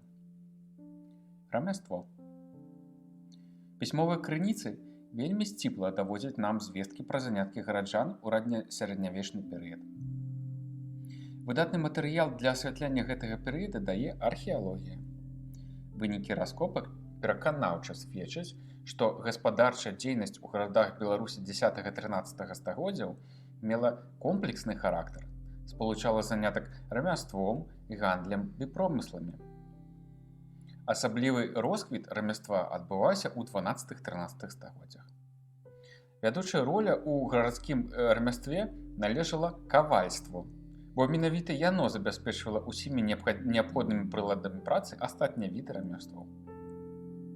Сыравінаю для кавальскай справы служыла крычнае жалеза, якое атрымлівалася шляхам варкі ў прымітыўных домніцах з балотнай руды, на якую багатыя азёры і берагі рэк Беларусі. У выглядзе жалезістых ляпёшак крыц гэта сыравіна паступала ў горад ад вясковых металургаў. Але вядомы выпадкі, калі жалеза варылі і непасрэдна ў гарадах. У Слуцку, напрыклад, знойдзена пабудова 13 стагоддзя, гаспадар якой яўна займаўся гэтым відам вытворчасці. Побач з ёю былі выяўлены велізарныя скапленні апальнай гліны, сабраныя шматлікія шлакі і каля 20 крыц. Гліняныя соплы ад сырадутных печаў, адходы металургіі жалеза зафіксаваны ў Полацку, Мінску, Віцебску, Заслаўі, Лагойску ды Лукомлі. Відаць, у гарадах Беларусі 12-13 стагоддзяў кавальская справа яшчэ перапляталася часам з металургічнай вытворчасцю. Кавальства ў старажытных гарадах Беларусі знаходзілася на высокім узроўні. Старажытныя кавалі ведалі сакрэты атрымання сталі, маглі зварваць яе жалезам, ужывалі загартоўку і цэментацыю вырабаў з чорнага металу, выкарыстоўвалі пайку па меднай аснове, пакрывалі вырабы каляровымі металамі. З механічнай апрацоўкі шырока ўжывалася коўка, рэзка зубілам, насечка, абточка, шліфаванне і паліроўка. Пра мясцовую кавальскую справу ў гарадах Беларусі сведчаць прылады працы кавалёў, знойдзеныя ў Берасці, Мінску, Навагрудку, Полацку, Слуцку і спецыяльныя для гэтага роду дзейнасці пабудовы – кузні. Рэшткі кузні 12 стагоддзя выяўлены ў Слуцку, кузня пачатку 14 стагоддзя ў Брэсце. Рамесніцкі прамысловы і сельскагаспадарчы інструментарый, а таксама некаторыя рэчы хатняга ўжытку былі вынікамі вытворчасці мясцовых кавалёў. Відаць, і частка ўзбраення таксама выраблялася на месцы.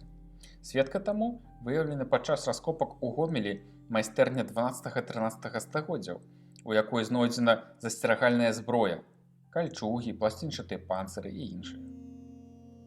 Да вытворчасці слесараў у старажытных гарадах Беларусі адносіцца вырыў замкоў і ключоў да іх. Менавіта пра гэта сведчаць нарыхтоўкі і дэталі гэтага віду рамесніцкай дзейнасці, выяўленай у слуцкай кузні 12 стагоддзя. Варта адзначыць, што выраб замка патрабаваў ад рамесніка выкарыстання не менш як паўсотні розных аперацый, звязаных з апрацоўкай металу. Адсутнасць сваіх радовішчаў каляровых металаў не замінала нашым продкам наладзіць вытворчасць ювелірных вырабаў, пра што сведчаць шматлікія знаходкі тыгляў і льячак, выяўленых амаль паўсюдна ва ўсіх гарадах Беларусі, а таксама ліцейныя формачкі, ювелірныя пінцэты і кавадлы, знойдзеныя падчас раскопак у Гародні, Ваўкавыску, Слуцку і іншыя. Найбольш распаўсюджанымі былі вырабы з танных каляровых металаў – медзі, бронзы, латуні, волава, білона. Білон – гэта такое нізкапробнае срэбра. Але часам сустракаюцца і залатыя рэчы, якія мелі, як гэта мела месца ў Брэсце, Гродні, Полацку, Мінску, Віцебску ды Навагрудку. Прычым у апошніх двух археалагічна даказана апрацоўка гэтага шляхетнага металу. У Навагрудку даследаваны рэшткі багатага квартала 12 стагоддзя, вялікіх будынкаў памераў да 100 квадратных метраў з зашклянымі вокнамі і фрэскамі на сценах. У кожным багатым доме выяўлены прадметы, якія паказваюць, што іх гаспадар меў дачыненне да ювелірнай справы. На падлозе каля печаў і ў завале жытла знойдзены тыглі, ліцейныя формы, металічныя рэчы з незавершанай апрацоўкай і шмат адходаў, галоўным чынам абплаўленая бронза і бронзавыя пласціны. Матэрыялы паказваюць, што жыхары багатых дамоў былі золатакавалямі. Яны апрацоўвалі золата. Тут размяшчаўся квартал кузняцоў злату, срэбру і медзі. Можна меркаваць, што багаты квартал ювеліраў вакольнага горада мог быць своеасаблівай сярэднявечнай карпорацыяй, накшталт цэха са сваім храмам і могільнікам. Некаторыя з ювелірных вырабаў уяўляюць сабой узоры высокага прафесіяналізму і мастацкай творчасці. Так, на маленькім кавалачку залатога вырабу, знойдзеным у Полацку, змяшчалася звыш 10 тонкіх залатых стужачак шырынёю паўміліметры, прыпаяных рабром да паверхні, якія ўтвараюць арнаменты ў выглядзе крыжыкаў і кружочкаў, запоўненых рознакаляровай эмаллю. Сапраўдным шэдэўрам старажытнага прыкладнога мастацтва лічыцца славуты крыж Еўфрасіні Полацкай, выраблены майстарам Лазарам Бохшам у 12 стагоддзі. Да ювелірнай вытворчасці па сваім значэнні блізка стаяла апрацоўка бурштыну, з якога выраблялі рознага роду упрыгожванні і рэчы культу. Падчас раскопак Брэста, Мінска, Полацка, Гродна, Навагрудка, Ваўкавыска, Віцебска, Слуцка сустрэты бурштынавыя пацеркі, падвескі, пярсценкі, нацельныя крыжыкі. Пра тое, што гэты від майстэрства быў мясцовым, сведчаць знаходкі неапрацаванага бурштыну ў Ваўкавыску, Навагрудку, Мінску, Віцебску. А ў Клецку ў пласце 11-12 стагоддзяў сабрана 3,5 кілаграмы гэтага сонечнага камню, як яго называлі ў старажытнасці. Найбольш распаўсюджаным відам рамеснай дзейнасці было ганчарства, якое забяспечвала штодзённы попыт насельніцтва ў выніках сваёй вытворчасці. Ганчары 11-13 стагоддзяў выраблялі ў вялікай колькасці гаршкі, міскі, латкі. Гліняны посуд аздабляўся арнаментам у выглядзе хвалей, палосаў, насечак. Зрэдку на днішчах ставіліся клеймы. Была налажана вытворчасць плінфы, старажытнай цэглы, плітак для падлогі мураваных храмаў. Керамічныя пліткі разнастайнай канфігурацыі, пакрытыя паліваю жоўтага, зялёнага і карычневага колераў, сустрэты ў Гродні, Пінску, Віцебску і Клецку. У апошнім сустрэты і непаліваныя пліткі, паўфабрыкаты, што можа сведчыць на карысць мясцовай вытворчасці гэтых вырабаў у параўнальна невялікім горадзе. Эпоха сярэднявечча – гэта свет дрэва. Тады апрацоўка драўніны займала вядучае месца сярод рамёстваў. Дрэва было тым універсальным і да таго ж вельмі шырока распаўсюджаным матэрыялам, з якога ў пару сярэднявечча выраблялі амаль усё. Бандарны і сталовы посуд, дэталі простых механізмаў, транспартныя сродкі рабіліся з дрэва. Майстры ўжывалі ў апрацоўцы драўніны разьбу, дзяўбанне, такарную апрацоўку. Пра наяўнасць апошняй сведчаць знаходкі пры раскопках дэталяў такарнага станка ды жалезных разцоў, выяўленых у гарадах Беларусі. Да апрацоўкі дрэва блізкія па тэхналогіі вырабы з косці. У якасці сыравіны часта выкарыстоўвалі рог і трубчатыя косткі дзікіх жывёл. Гэта сыравіна утрымлівае менш касцявога тлушчу, чым косці свойскіх жывёл, што значна палягчала іх апрацоўку. Для размягчэння косці яе варылі ў шчолаку, пасля апрацоўвалі з дапамогай маленькіх касцярэзных ножыкаў, а таксама на такарным станку. З косці выраблялі грабяні, расчоскі, футаралы, шайбы для наборных ручак і тронкі нажоў, шашкі і шахматныя фігуры, маленькія нагрудныя абразкі. Некаторыя вырабы з косці, знойдзеныя ў гарадах Беларусі, адносяцца да твораў прыкладнога мастацтва. У шырокім ужытку ў гарадах сярэднявечнай Беларусі была апрацоўка камню. З каменных блокаў, квадратаў, узводзіліся храмы ў Віцебску і Новагрудку. Валун ці злёгку апрацаваны камень выкарыстоўваўся ў дойлідстве храмаў Полацка, Мінска, Гродна. Прычым у апошнім рознакаляровы камень ужыты як мазаічная аздоба ў муроўцы сцен Барысаглебскай царквы. Для гэтай мэты рознакаляровыя камяні шліфаваліся на некалькі граняў. Эфект ад такой апрацоўкі быў відавочным. Грані гэтых камянёў гралі ўсёй вясёлкаю колераў. Старажытныя каменячосы высякалі з валуноў мукамольныя жорны, з пясчаніку ісландцаў выраблялі асялкі і тачыльныя кругі. Апошнія знойдзены ў Полацку, Мінску, Слуцку ды Віцебску. З мяккага каменю рэзалі ювелірныя формачкі, крыжыкі, абразкі. Вялікая патрэба была і ў апрацоўцы скуры. Таму натуральна, што гэты від рамесніцкай дзейнасці быў шырока распаўсюджаны ў сярэднявечных гарадах. Сляды гарбарнай і шавецкай вытворчасці маюцца амаль ва ўсіх старажытных гарадах, дзе праводзіліся раскопкі. У якасці сыравіны выкарыстоўваліся скуры буйной і дробнай рагатай жывёлы. Апрацоўка скуры была даволі працаёмкай. Скуру выскрабалі, вымочвалі, апрацоўвалі шчолакам, прамывалі, размякчалі ў кіслым растворы, рабілі так званае квашэнне ў сне. Потым дубілі ў адвары дубовай кары, прамазвалі тлушчам або дзёгцем. Часам сустракаюцца фрагменты скураных вырабаў, фарбаваныя ў чырвоны, зялёны і карычневы колеры. Відаць, у некаторых гарадах існавалі спецыялізаваныя паселішчы рамеснікаў гэтай справы, бо часам сустракаюцца гарадскія тапонімы з назваю кшталту Кажэмяцкая слабада, як гэта мела месца, напрыклад, у Віцебску. З мяккай, добра апрацаванай скуры рамеснікі шылі абутак, боты, чаравікі, пасталы ці поршні, поршы.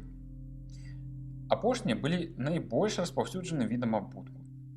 Чаравікі упрыгожваліся разнастайным арнаментам з каляровых шарсцяных нітак. У Віцебску, напрыклад, быў знойдзены верх ажурнага чаравіка з багата выразанымі арнаментамі, які кампазіцыйна нагадвае ўзоры традыцыйных беларускіх арнаментаў. Са скуры выраблялі похвы для нажоў, кінжалаў, мячоў, футаралы для грабянёў, кашалькі для крэсіва і губы, мячы для гульні ў лапту і інш. На верхнім замку Віцебска ў пласце 13 стагоддзя выяўлены скураны мех дуды валынкі. Пра наяўнасць такой музычнай прылады вядома было з пісьмовых крыніц 15 стагоддзя. Віцебская знаходка паглыбляе час з'яўлення яе ў гарадах усходніх славян больш чым на 3 стагоддзі. Натуральна і тое, што для пашыву адзення былі неабходныя прадзенне і ткацтва. Пра наяўнасць першага у гарадах Беларусі яскрава сведчаць шматлікія знаходкі спецыяльных грузікаў на верацяно, праслачкаў, выразаных з ружовага сланцу, што дастаўляўся на Беларусь з Валыні. Часам у некаторых гарадах знаходзяць і самі верацёны. Ткацтва ажыццяўлялася на ткацкіх станках-кроснах. Дэталі кросна выяўлены падчас раскопак у Брэсце, Мінску, Віцебску ды Полацку. У некаторых гарадах знойдзены і фрагменты тканін саржаванага і палатнянага перапляцення. Некаторыя з іх маюць сляды афарбоўкі ў чырвоны і карычневы колеры. З шарсцяных нітак касцянымі іголкамі плялі рукавіцы, шкарпэткі, верхнюю вопратку. Узоры гэтага строю знойдзены ў Брэсце, Полацку, Віцебску. Шырокі ўжытак знаходзіў і лямец, які ішоў на выраб вупражы, сёдлаў, шатроў, шапак. Цэлая шапка з лямцу накшталт беларускай магеркі выяўлена ў пласце 13 стагоддзя ў Брэсце.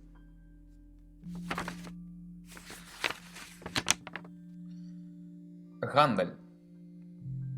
Не ўсе патрэбы ў сыравіне, прадуктах харчавання і прадметах рамесніцкай вытворчасці маглі быць задаволены на месцы. Да таго ж, у чымсьці ў той час быў лішак мясцовай прадукцыі, якую можна было прадаваць ці абмяняць. Гандаль у 10-11 стагоддзях меў характар абмену. Шырокі гандлёвы абмен вёўся з паўднёва-рускімі гарадамі, найперш з Кіевам, куды амаль з паўсвету сцякаліся тавары іншаземных купцоў. Важную ролю адыгрываў і гандаль з іншаземцамі.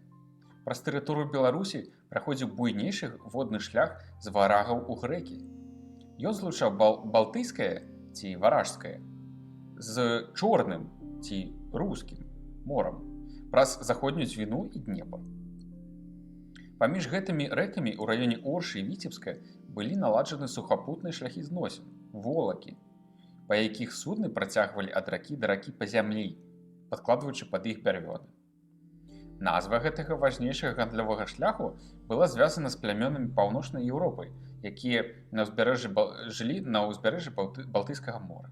У рускай гісторыі іх называюць вікінгамі, а ў заходнееўрапейскай нарманамі ці паўночнымі людзьмі.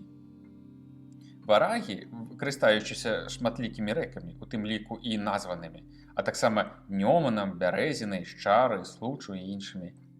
Праз Днепр, Чорнае мора, пралівы Басфор і Дарданелы траплялі ў міжземнае мора і на Балканскі паўвостраў, дзе жылі раней старажытныя грэкі. Полацк знаходзіўся на важнейшай артэрыі таго самага шляху на Дзвіне, што ішла праз Новгарад прама ў Рыжскі заліў.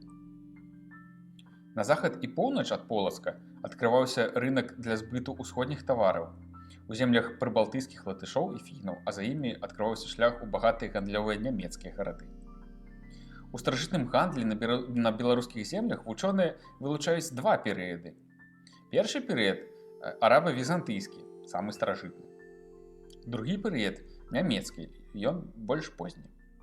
У гандлі з Візантыяй, паводле слову Канстанціна Багранароднага, прымалі ўдзел смаляне і дрыгавічы, але к канцу 11 і пачатку 12 стагоддзяў гандаль з Візантыяй пачынае занепадаць, таму што ў паўднёва-рускіх стэпах замацавалася палавецкая арда, якая перахоплівала караваны. Тады і аднаўляецца і набывае значнае развіццё паўночны гандаль. Ён вёўся і раней з Готландам і іншымі скандынаўскімі гарадамі. Гэты гандаль меў часткова перадатачны характар, а часткова нашы землі прымалі і самастойна ў ім удзел. Мноства арабскіх і візантыйскіх манет на тэрыторыі верхняга Дняпра сведчыць пра гандлёвае значэнне гэтых мясцовасцей.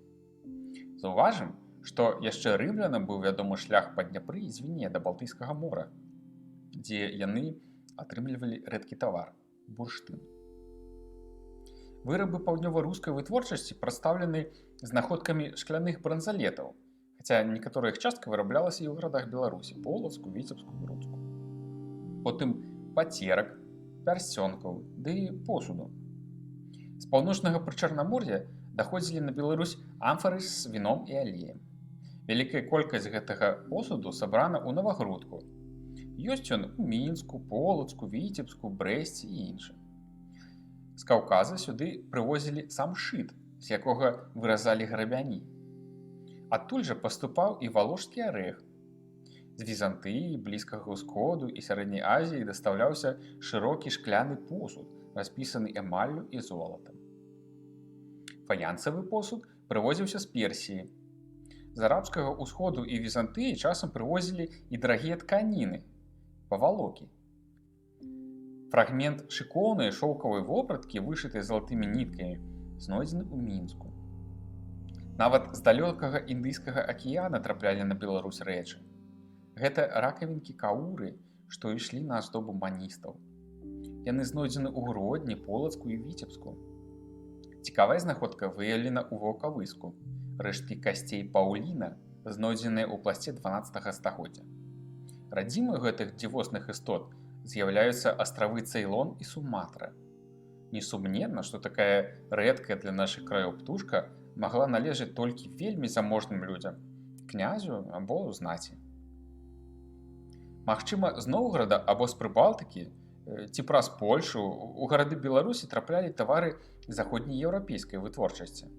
Так, у Новагрудку знойдзены бронзавы кубак 12 стагоддзя, які паходзіць з Самбіі, і залаты пярсцёнак з лацінскім надпісам, датуецца 13-14 стагоддзямі. У Гродні сярод старажытнасці Барысаглебскай царквы выяўлены бронзавы рукамыйнік вадалей у выглядзе ўзброенага конніка. Вучоныя мяркуюць, што ён быў з-пад ніжняй Саксоніі і датуюць яго першай паловай 13 стагоддзя. У Ваўкавыску знойдзена наверша з косці маржа ў выглядзе галавы льва, які паглынае чалавека. Тут паўднёвая Германія, прыкладна другая палова 12 стагоддзя.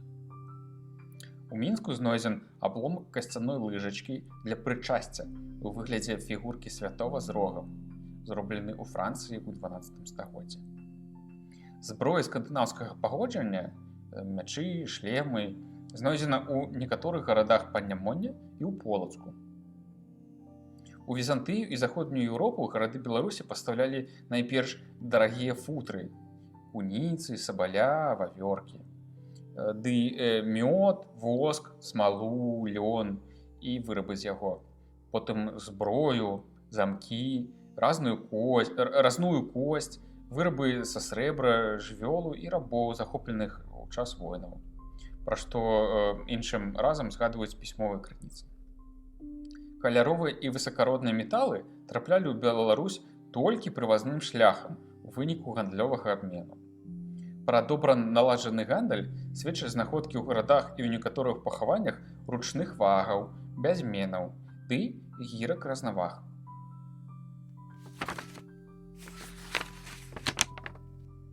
Грашовае абарачэнне. У 9-10 стагоддзях у грашовым абарачэнні на Беларусі былі арабскія срэбныя манеты – дырхемы. Вялікі скарб такіх грошай вагой больш за 20 кілаграм знойдзены каля Полацка. У 11 стагоддзі распаўсюджваюцца срэбраныя манеты дэнарый з Германіі, Англіі, Чэхіі, Угоршчыны, Францыі і паўночнай Італіі. Зрэдку трапляюць на тэрыторыю Беларусі срэбраныя і залатыя грошы візантыйскага паходжання. У гэты ж час вядомы ўжо і ўласна грошы усходнеславянскага паходжання, якія чаканіліся ў Кіеве, срэбранікі і златнікі. На Беларусі знойдзена некалькі соцень срэбранікаў і дзясятак златнікаў. У 12-13 стагоддзях на Беларусі быў безманетны перыяд, таму ў абарачэнне хадзілі плацёжныя зліткі са срэбра.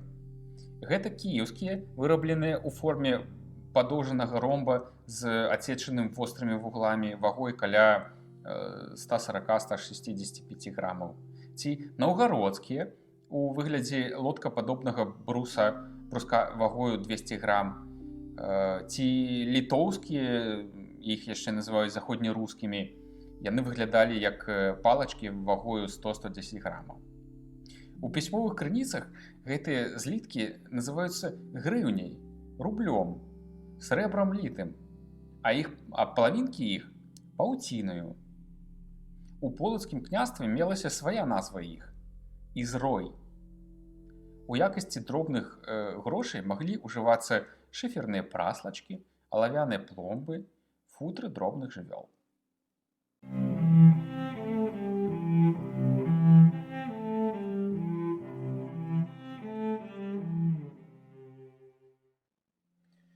Сельская абшчына і вёска. Развіццё сельскай абшчыны. Як ужо гаварылася, на працягу 8-9 стагоддзяў на змену буйным патрыярхальным абшчынам, якія абаранялі інтарэсы сваіх членаў у сутыкненнях з іншымі людзьмі і выконвалі унутраныя вытворчыя і адміністрацыйныя функцыі, прыходзіць новая грамадская форма – сельская ці суседская абшчына. Яна складалася ў асноўным з малых і індывідуальных сем'яў.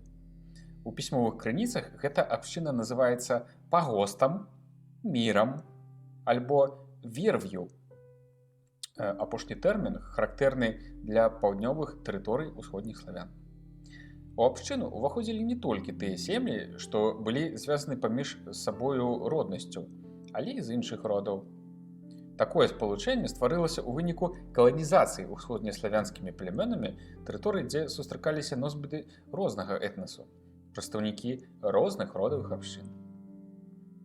У пачатковы перыяд фарміравання феадалізму суседская абшчына заставалася найбольш масавай сацыяльнай структурай, адной з асноўных форм арганізацыі грамадства.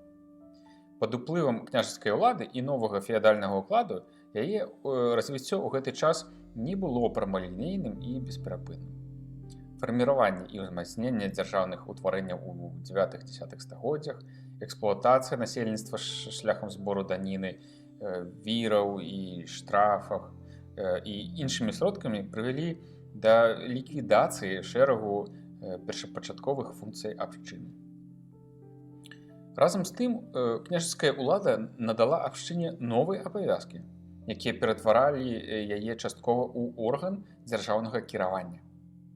Сельская абшчына ўяўляла сабой тэрытарыяльнае аб'яднанне непасрэдных вытворцаў земляробаў.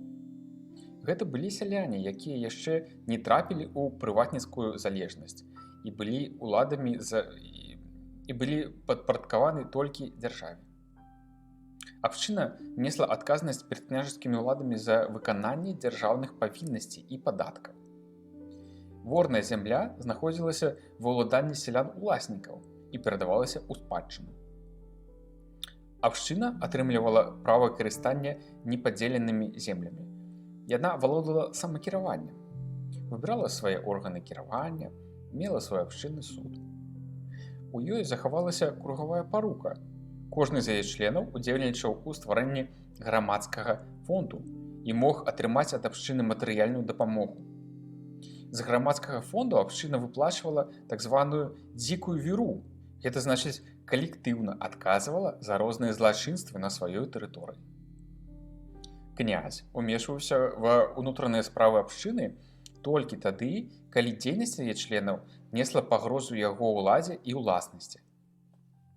Паводле закона рускай праўды, калі абшчыннік забіў прадстаўніка княжацкай адміністрацыі ці агнішчаніна, як яго яшчэ называлі, князь пазбаўляў абшчыну права сумеснай выплаты віры і ускладаў выплату вялікай сумы каля 80 грыўняў толькі на забойцу.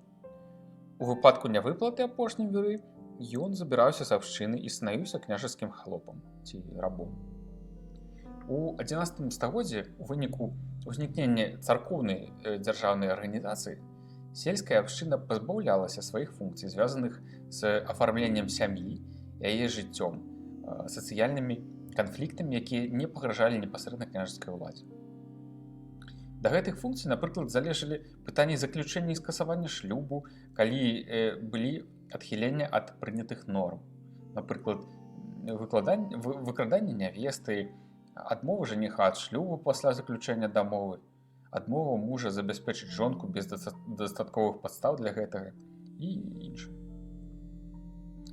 Сельская абшчына паступова трапляла ў залежнасць ад феадалаў-вотчыннікаў.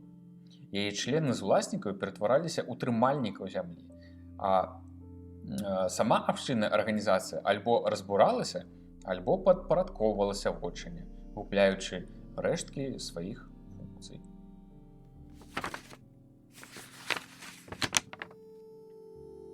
Сельскія неўмацаваныя паселішчы. Паселішчы адносяцца да найменш вывучанай катэгорыі ўсходнеславянскіх помнікаў.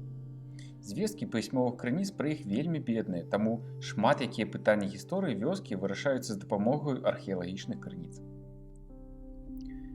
Даныя археалогіі дазваляюць высветліць тыпаграфію і планіроўку сярэднявечнай вёскі, яе памеры і вонкавы выгляд, час існавання, канструкцыю жытла, а таксама вырашаць праблемы дэмаграфіі, рассялення, сацыяльнай гісторыі вёскі і іншыя. Асноўным тыпам паселішча на землях Беларусі ў 9-13 стагоддзях была весь. Там жылі свабодныя сяляне-абшчыннікі. У пісьмовых крыніцах яна ўспамінаецца пераважна ў агульнай форме, як супрацьлегласць гарадам. Другім тыпам сельскіх паселішчаў, дзе першапачаткова жылі свабодныя сяляне, было сяло. Пазней гэты тэрмін пачаў ужывацца ў адносінах да паселішчаў, што належалі свецкай і духоўнай знаці і засяляліся залежнымі ад іх людзьмі.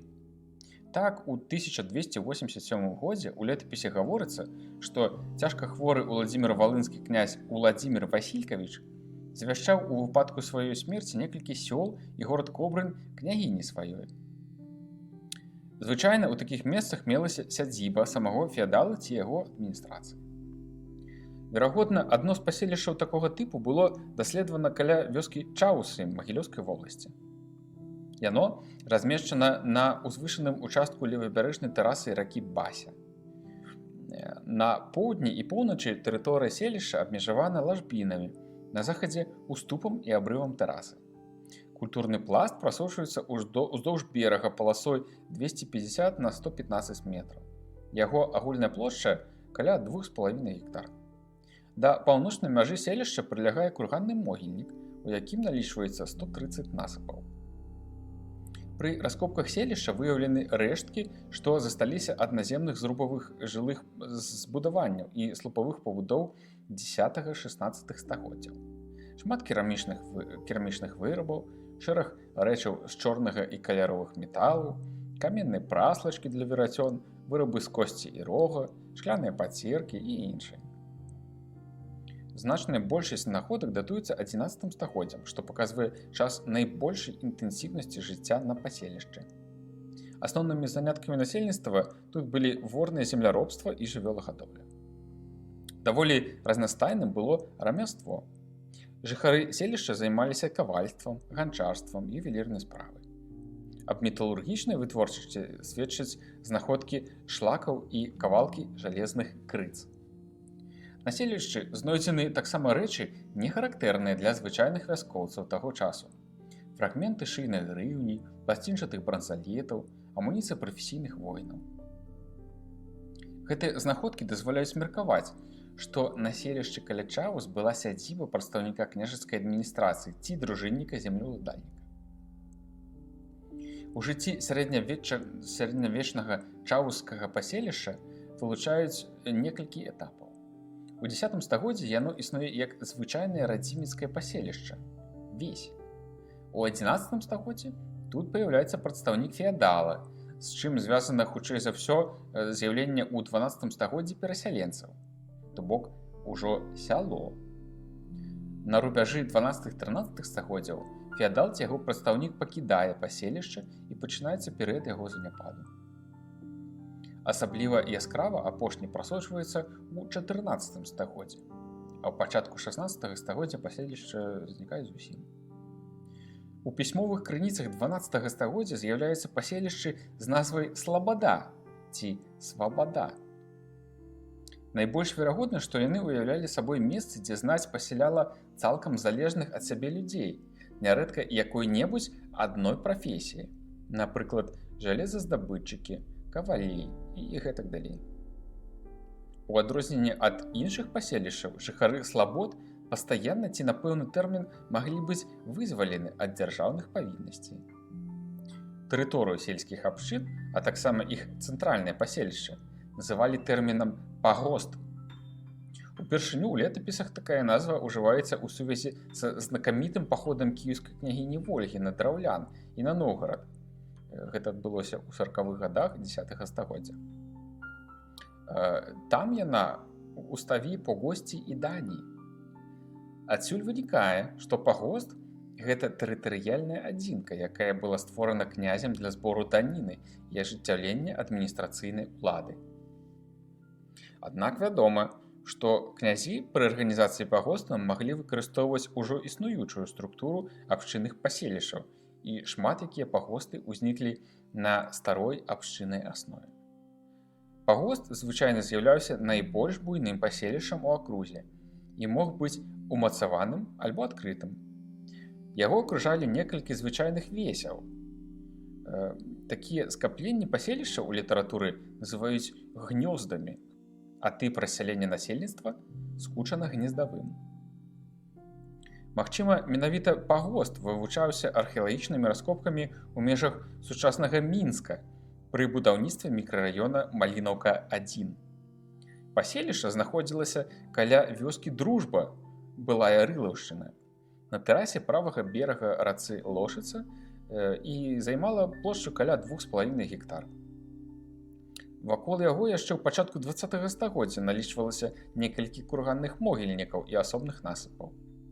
Раскопкамі даследавана больш за 1000 квадратных метраў плошчы помніка пры магутнасці культурнага пласта да полуметра. Знойдзены рэшткі 29 наземных зрубавых жывых збудаванняў ды гаспадарчая і вытворчая пабудовы. Адкуль і паходзіць пераважная большасць знойдзеных старажытных рэчаў. Дакладнае датаванне будынкаў дало магчымасць вылучыць у жыцці паселішча 5 храналагічных перыядаў і прасачыць дынаміку яго развіцця. У першым перыядзе, 10-е стагоддзя, на даследаванай плошчы знаходзілася 9 жылых і 3 гаспадарчыя і 2 вытворчыя забудовы. У другім перыядзе, першая палова 11-го стагоддзя, назіраецца павелічэнне колькасці пабудоў, прычым усе яны былі пабудаваны на свабодных участках, а дамы папярэдняга перыяду працягвалі існаванне. У трэцім перыядзе, другая палова 11-го стагоддзя, працэс павелічэння паселішча працягваецца, але меншымі тэмпамі. На новых месцах пабудаваны толькі 3 жылыя пабудовы, астатнія пабудаваны на старых месцах. На гэты час прыпадае максімальная колькасць жылля на даследаваным участку – 17 пабудоў. Аднак к пачатку 12-го стагоддзя колькасць пабудоў паступова памяншаецца, а ў першай палове 12-го стагоддзя падае да ўзроўню 10-го стагоддзя, то бок 9 пабудоў. У гэты час будаўніцтва на вольных участках спыняецца, аднаўляюцца толькі старыя пабудовы. І апошні храналагічны перыяд, другая палова 12-го, першая палова 13-го стагоддзяў, ён характарызуецца далейшым памяншэннем тэрыторыі паселішча.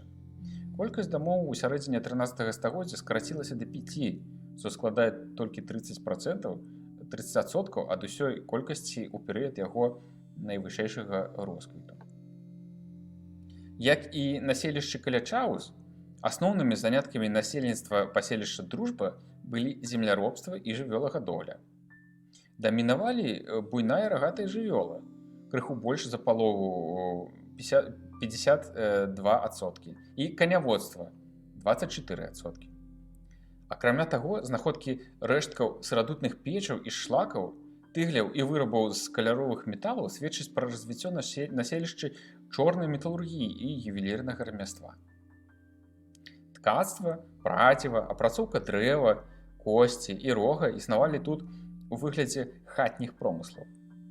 Знаходкі вырабаў гарадскіх майстроў і імпартных рэчаў, такіх як амфары, крышталёвыя і сердалікавыя пацеркі. Гэта ўсё сведчыць пра тое, што жыхары селішча былі уцягнуты ў эканамічныя зносіны з мясцовымі і далёкімі гандлёва-рамеснымі цэнтрамі. Паказальна, што ў 10 стагоддзі сярод жытла селішча вылучаюцца 2 пабудовы большых размераў, чым іншыя. У далейшым колькасць жылых збудаванняў адносна вялікіх памераў паступова павялічваецца. Менавіта тут былі знойдзены фрагменты цугляў, што сведчыць пра трыманне іх гаспадарамі верхавых коней. Знаходкі на донцах посуду княжацкіх знакаў у выглядзе трызубцаў гавораць пра тое, што гэта, верагодна, былі прадстаўнікі княжацкай адміністрацыі. Структура сельскага рассялення ў 9-13 стагоддзях развівалася пад моцным уплывам прыродных геаграфічных умоў. Жыццёвыя патрэбы чалавека ў ежы, вадзе, спрыяльным клімаце, наяўнасці паліва і іншай сыравіны прымушалі яго выбіраць месцы для паселішчаў недалёка ад вады. На тэрасах рэк і азёр, незатапляных у час паводкі ў звышшах, у поймах рэк, звычайна не вышэй за 10 метраў над узроўнем вады і не далей 100-150 метраў ад вадасцёкаў. Большасць селішчаў мела адносна невялікую плошчу ад 0,1 до 3 гектараў, але сустракаюцца і вельмі буйныя, да 10 і нават 20 гектараў. Канструкцыя жытла была розная, асабліва гэта тычыцца 9-га першай паловы 10-га стагоддзяў. На Палесе ў гэты час вядомы невялікія паўзямлянкі слупавой і каркасна-плетнёвай канструкцыі з глінянай купалападобнай печчу або з печчу-каменкай. Такія знаходзілі ў Скорбічах і Хотамелі. На поўнач ад Прыпяці з'яўляюцца наземныя дамы зрубавай канструкцыі. Па сваіх памерах спачатку яны былі аднолькавымі з паўзямлянкамі. На працягу другой паловы 10-га стагоддзя на ўсёй тэрыторыі Беларусі паглыбленыя ў зямлю збудаванні канчаткова выціскаюцца наземнымі. Такое было і ў Дружбе, і ў Чаусах, Франополе, Гарадзішчы, Грыўкавічах. Пэўную ролю ў фарміраванні канструкцыі і інтэр'ера жытла адыгралі кліматычныя і геаграфічныя асаблівасці, такія як наяўнасць будаўнічага матэрыялу, характары грунту і іншыя. Планіроўка і ў некаторай ступені памеры паселішчаў залежалі ад рэльефу мясцовасці. Пераважная большасць вёсак 10-12 стагоддзяў на Беларусі мае бессістэмны і лінейны тып забудовы.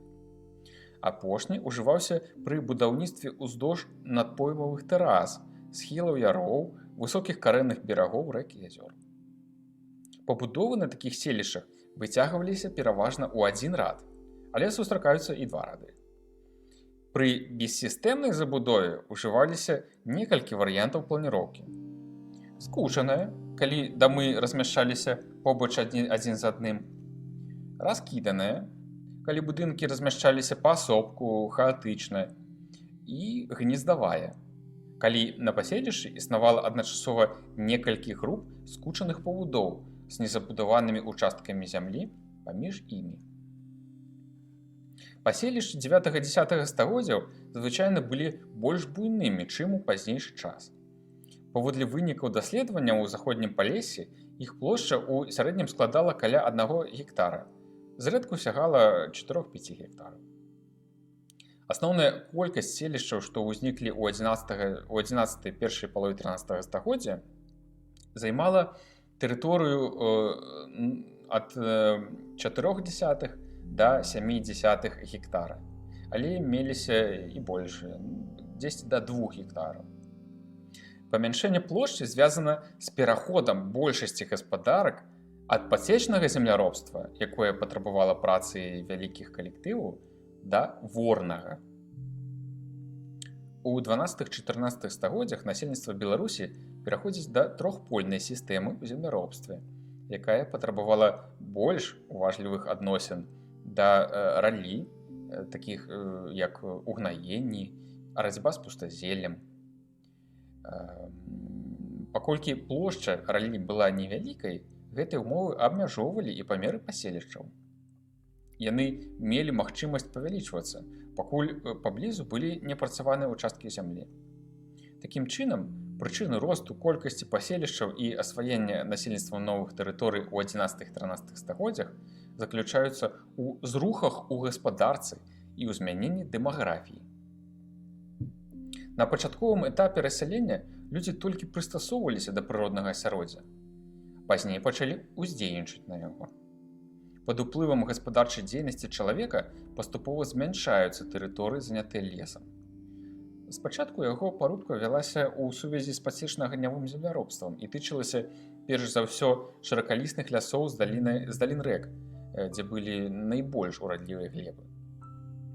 Пазней, па меры павелічэння колькасці паселішчаў і насельніцтва ў цэлым, вырубка робіцца на больш адлеглых участках, асвоююцца раней незаселеныя даліны рэк з некранутымі старажытнымі пушчамі. З цягам часу павялічваецца шчыльнасць паселішчаў у гнёздах і плошча гэтых гнёздаў. Шмат якія з іх злучаліся паміж сабой і ператвараліся ў больш буйныя агламерацыі. На Беларусі такая сітуацыя вывучана ў Магілёўскім Падняпров'і і ў заходнім Палесе. У канцы 9-10 стагоддзяў на Магілёўшчыне ўзнікла 18% усіх вядомых вёсак. У 11-13 стагоддзях больш за 72%, а ў 14-15 стагоддзях усяго 9%. З улікам таго, што не ўсе паселішчы 9-10 стагоддзя працягвалі існаваць і пазней, атрымліваецца, што ў 11-13 стагоддзях тут існавала больш за 90% усіх вядомых усходнеславянскіх вёсак. У 14 стагоддзі іх засталося каля 96%. Аналагічная сітуацыя прасочваецца ў заходнім Палесе, дзе ў 9-10 стагоддзях узнікла 18% вядомых паселішчаў, у 11-13 стагоддзях 70%, а ў 14-15 толькі 12%. Значную ролю ў сельскім рассяленні мелі ваганні клімату. У 8 стагоддзі ў Еўропе пачынаецца пацяпленне, якое доўжылася да канца 12-га, пачатку 13-га стагоддзяў.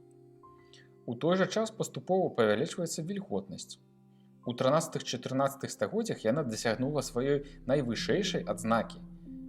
Істотна павысіўся ўзровень грунтавых вод, што дазваляла больш эфектыўна выкарыстоўваць студні. Пік вільготнасці супаў з пачаткам перыяду пахаладання. З цягам часу надвор'е станавілася ўсё больш няўстойлівым.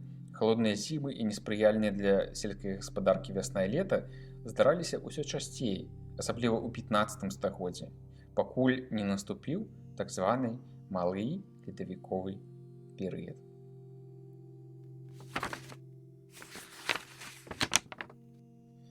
Гарадзішчы-сховішчы і гарадзішчы-замкі. Асноўным тыпам сельскіх помнікаў 10-13 стагоддзяў з'яўляюцца гарадзішчы. Паводле функцыянальнага прызначэння яны падзяляюцца на некалькі груп. Сярод вядомых на сённяшні час большую частку складаюць так званыя гарадзішчы-сховішчы. Яны ўяўляюць сабой умацаванні, пабудаваныя членамі родавых абшчын для сваёй абароны ў выпадку небяспекі. Нярэдка абшчыннікі выкарыстоўвалі для гэтых мэт гарадзішчы, што ўзніклі яшчэ ў жалезным веку ці ў раннім сярэднявеччы. Сховішчы не былі прыстасаваныя для доўгатэрміновага засялення. Культурных напластаванняў на іх амаль няма. Абарончыя забудаванні прымітыўныя. Плошча ўмацаваных пляцовак вельмі малая. Часта яны размяшчаліся на некаторым аддаленні ад селішчаў абшчыннікаў, але вядомы таксама гарадзішчы з адначасовымі селішчамі-спадарожнікамі. Сярод апошніх вылучаюцца помнікі з адносна насычаным знаходкамі культурным слоем. Адно з такіх паселішчаў знаходзіцца каля вёскі Франопаль Брэсцкага раёна, на мысападобным выступе над поймавай тэрасай ракі Рыта. Яго пляцоўка ўмацавана кальцавым валам дыяметрам 30 метраў і вышынёй ад 1,5 да 2,5 метраў. Вакол гарадзішча на краі тэрасы размешчана селішча плошчай каля 1 гектара.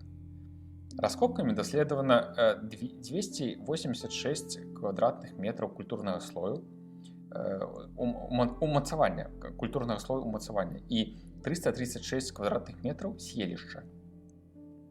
Практычна ўсе знаходкі на гарадзішчы паходзяць з выразнага пласта пажарышча. Яго таўшчыня на краі пляцоўкі дасягае паўметра. Бліжэй да цэнтра слой робіцца танчэй, да 10 сантиметраў, ці нават знікае зусім. Рэшткі пажарышча накрывае слой светла-шэрага пяску амаль без знаходак. На мацерыку знойдзены сляды зрубовых клецяў, якія прылягалі да ўнутранага боку вала ды рэшткі, магчыма, неглыбокай студні. Пясчаныя сценкі гэтай студні былі замацаваны камянямі, Адно заслана падлогай з дубовых дошак. На падлозе захаваліся рэшткі зруба з аднаго-дзвюх вянцоў, зробленага з такіх самых дошак.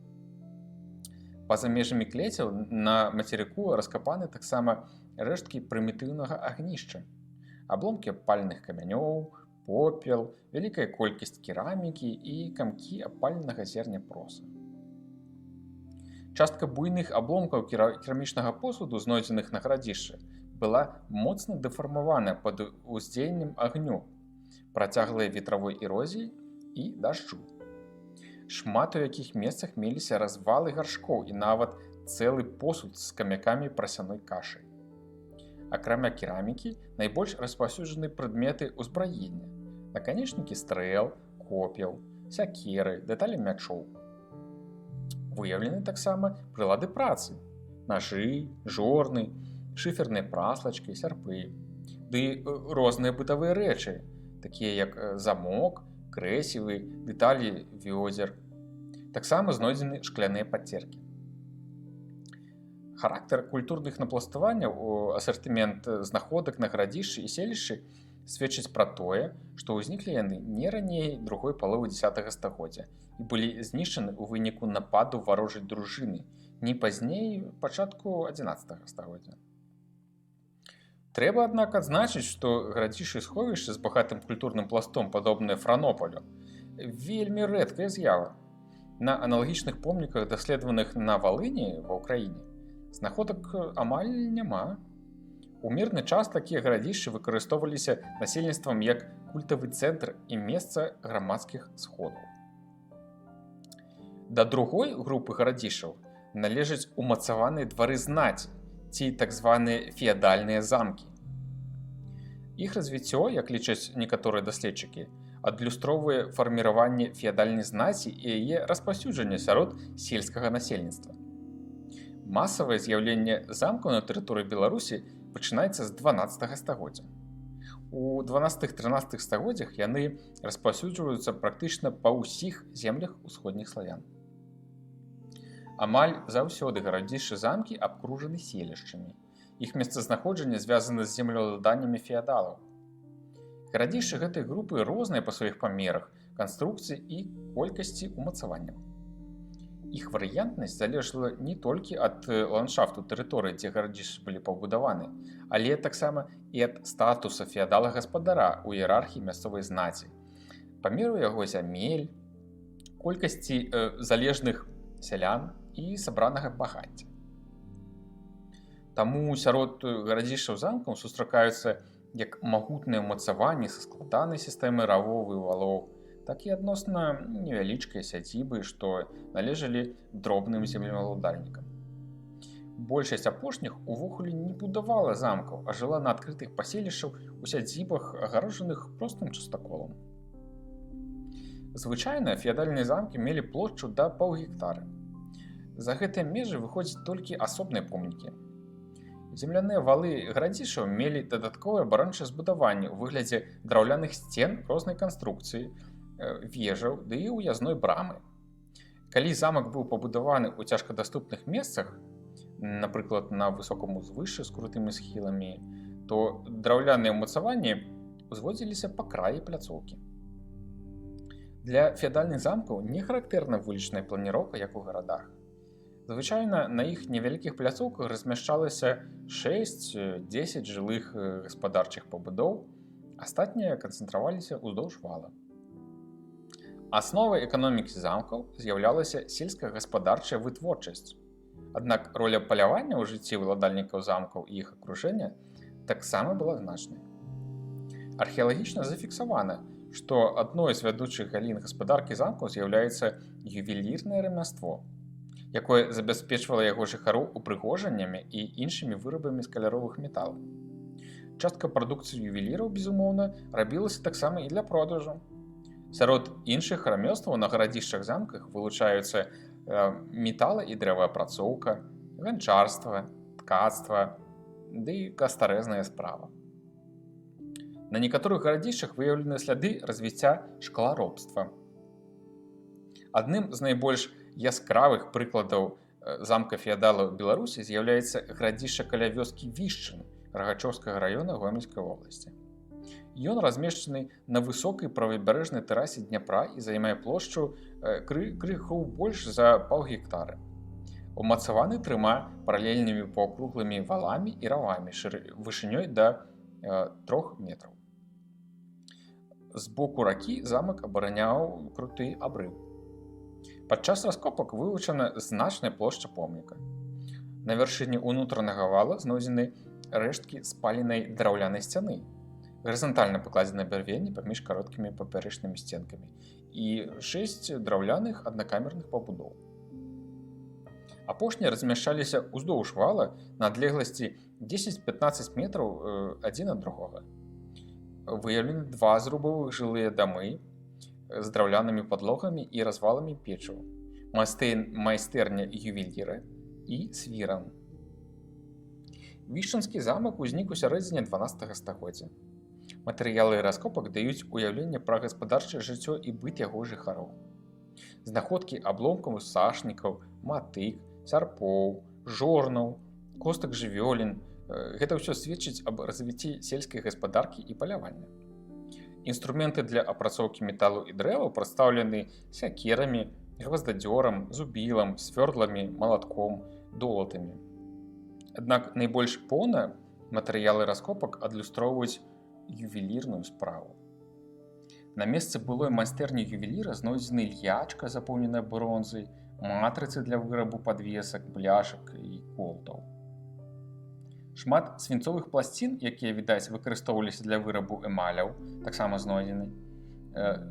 Шэраг ювелірных вырабаў знойдзены па-за межамі майстэрні. Бранзалеты, пярсцёнкі, бразготкі, крыжы, цельнікі, прывескі. Падчас раскопак на валу сярод камянёў выяўлены манетна-рэчавы скарб рубяжа 19-13 стагоддзяў, у склад якога ўваходзілі высокамастацкія срэбраныя вырабы, колты, пласцінчатыя і кручаныя бранзалеты, крынападобныя прывескі, пацеркі, ланцужкі і 18 плацёжных грыўняў розных тыпаў. 2 колты і прывескі былі пазалочаныя. Скарб быў схаваны ў апошнія гадзіны існавання замка ў сярэдзіне 13 стагоддзя. Лёс Вішчынскага замка падобны да іншых феадальных умацаваных сядзіб. На працягу 13-14 стагоддзях у час ваенных і палітычных катаклізмаў большасць з іх знікае. У жыцці грамадства умацоўваецца роля гарадоў, куды пераязджае значная частка феадальнай знаці.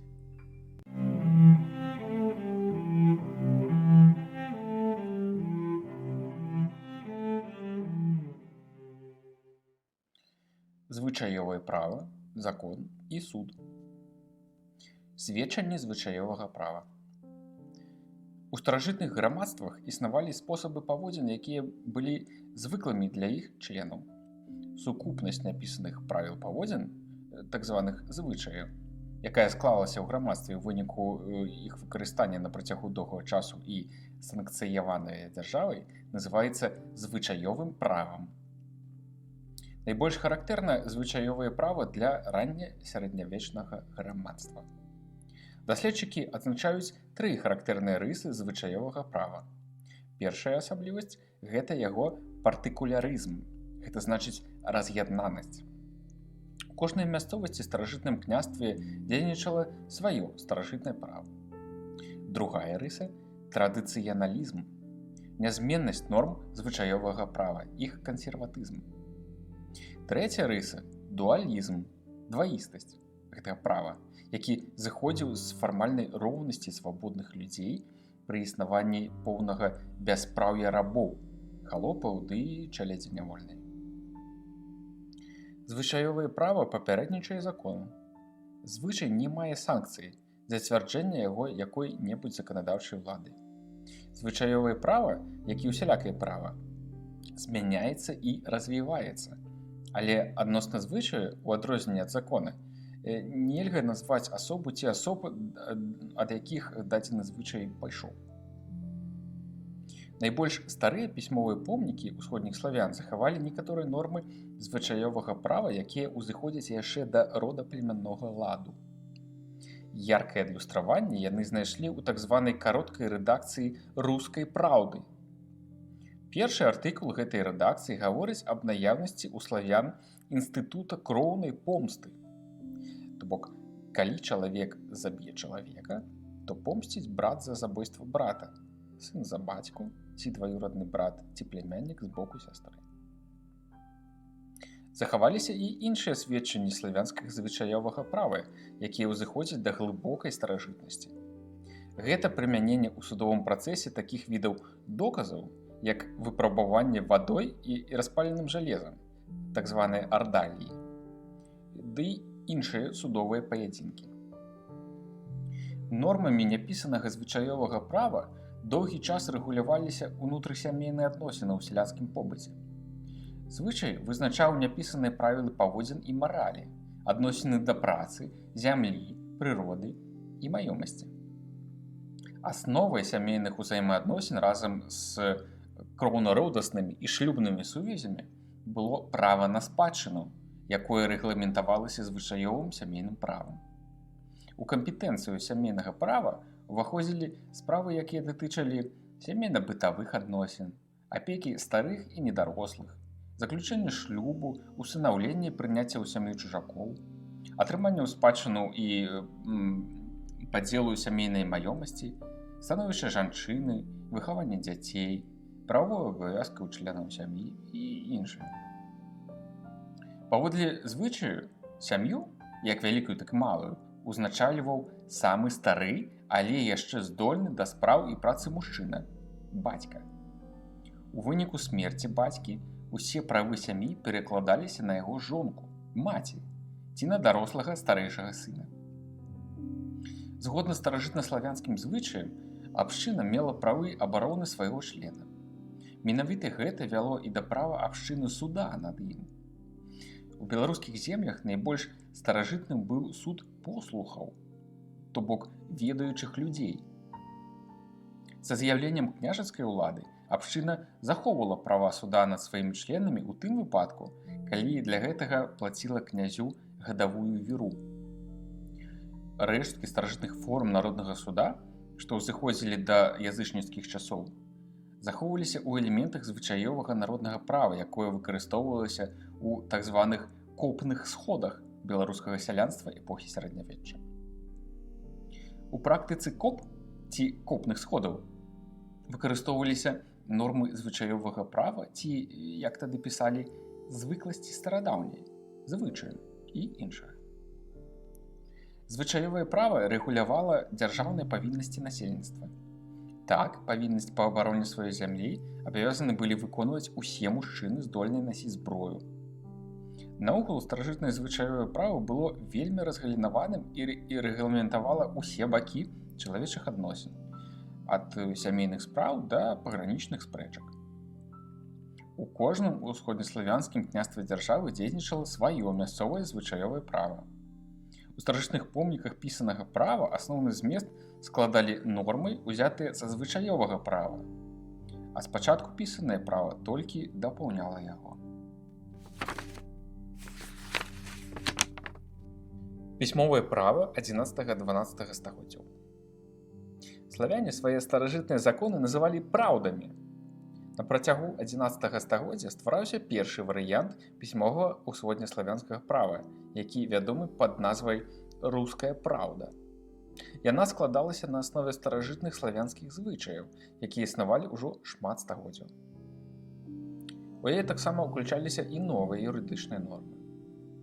Запіс юрыдычных норм павінен быў пачацца перш за ўсё ці ва ўмовах знешніх зносін, дзе, праўда, мясцовая сутыкалася з законамі іншых краін, ці ў княжацкай гаспадарцы са зборшчыкамі штрафаў і данілы, якія ўвесь час ездзілі па ўсіх валасцях падуладных плямён і там судзілі і каралі ад імя свайго князя, паводле яго законаў. Цікавая звестка пра полацкага князя Усяслава змешчана ў слове пра паход Ігаравы. Вядомы гісторык Ціхаміраў прапанаваў інтэрпрэціраваць выраз «Усяслаў князь людзям чыніў суды, радзіў князям гарады». Дык вось, гэты выраз прапанавалася інтэрпрэціраваць, што Тут змешчаны як сведчанне пра нейкія судовыя новаўвядзенні, якія здзяйсняў Усяслаў, калі знаходзіўся на великакняжацкім стале ў Кіеве. Князь абяцаў непасрэдна кіраваць судаводствам, не аддаючы яго ў рукі сваіх цівуноў. Пры Усяславе гараджане маглі атрымаць гандлёвыя ільготы і вызваленне ад жорсткай княжацкай апекі.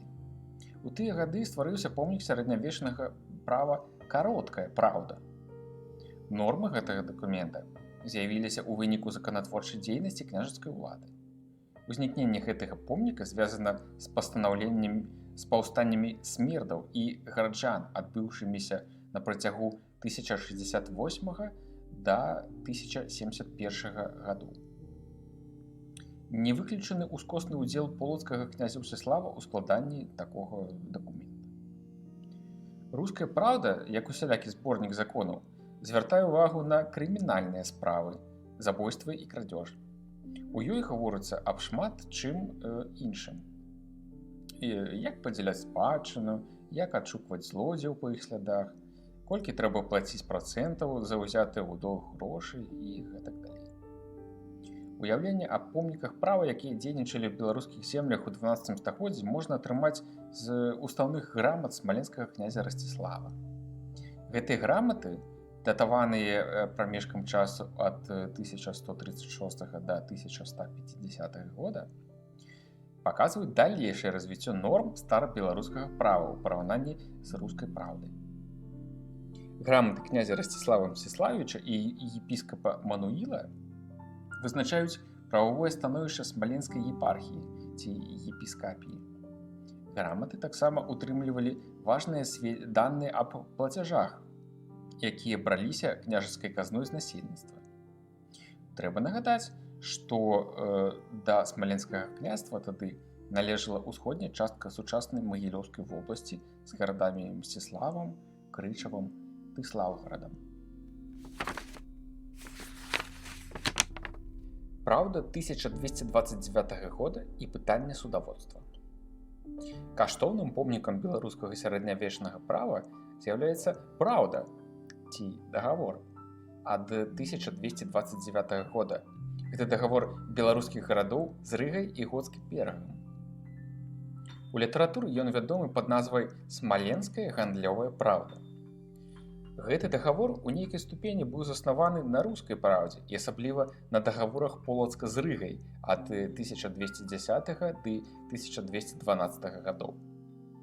Тэкст смаленскай гандлёвай праўды 1229 года утрымлівае, паміж іншым, нормы беларускага права, якія дзейнічалі ў Смаленску, Полацку, Віцебску ў пачатку 13 стагоддзя.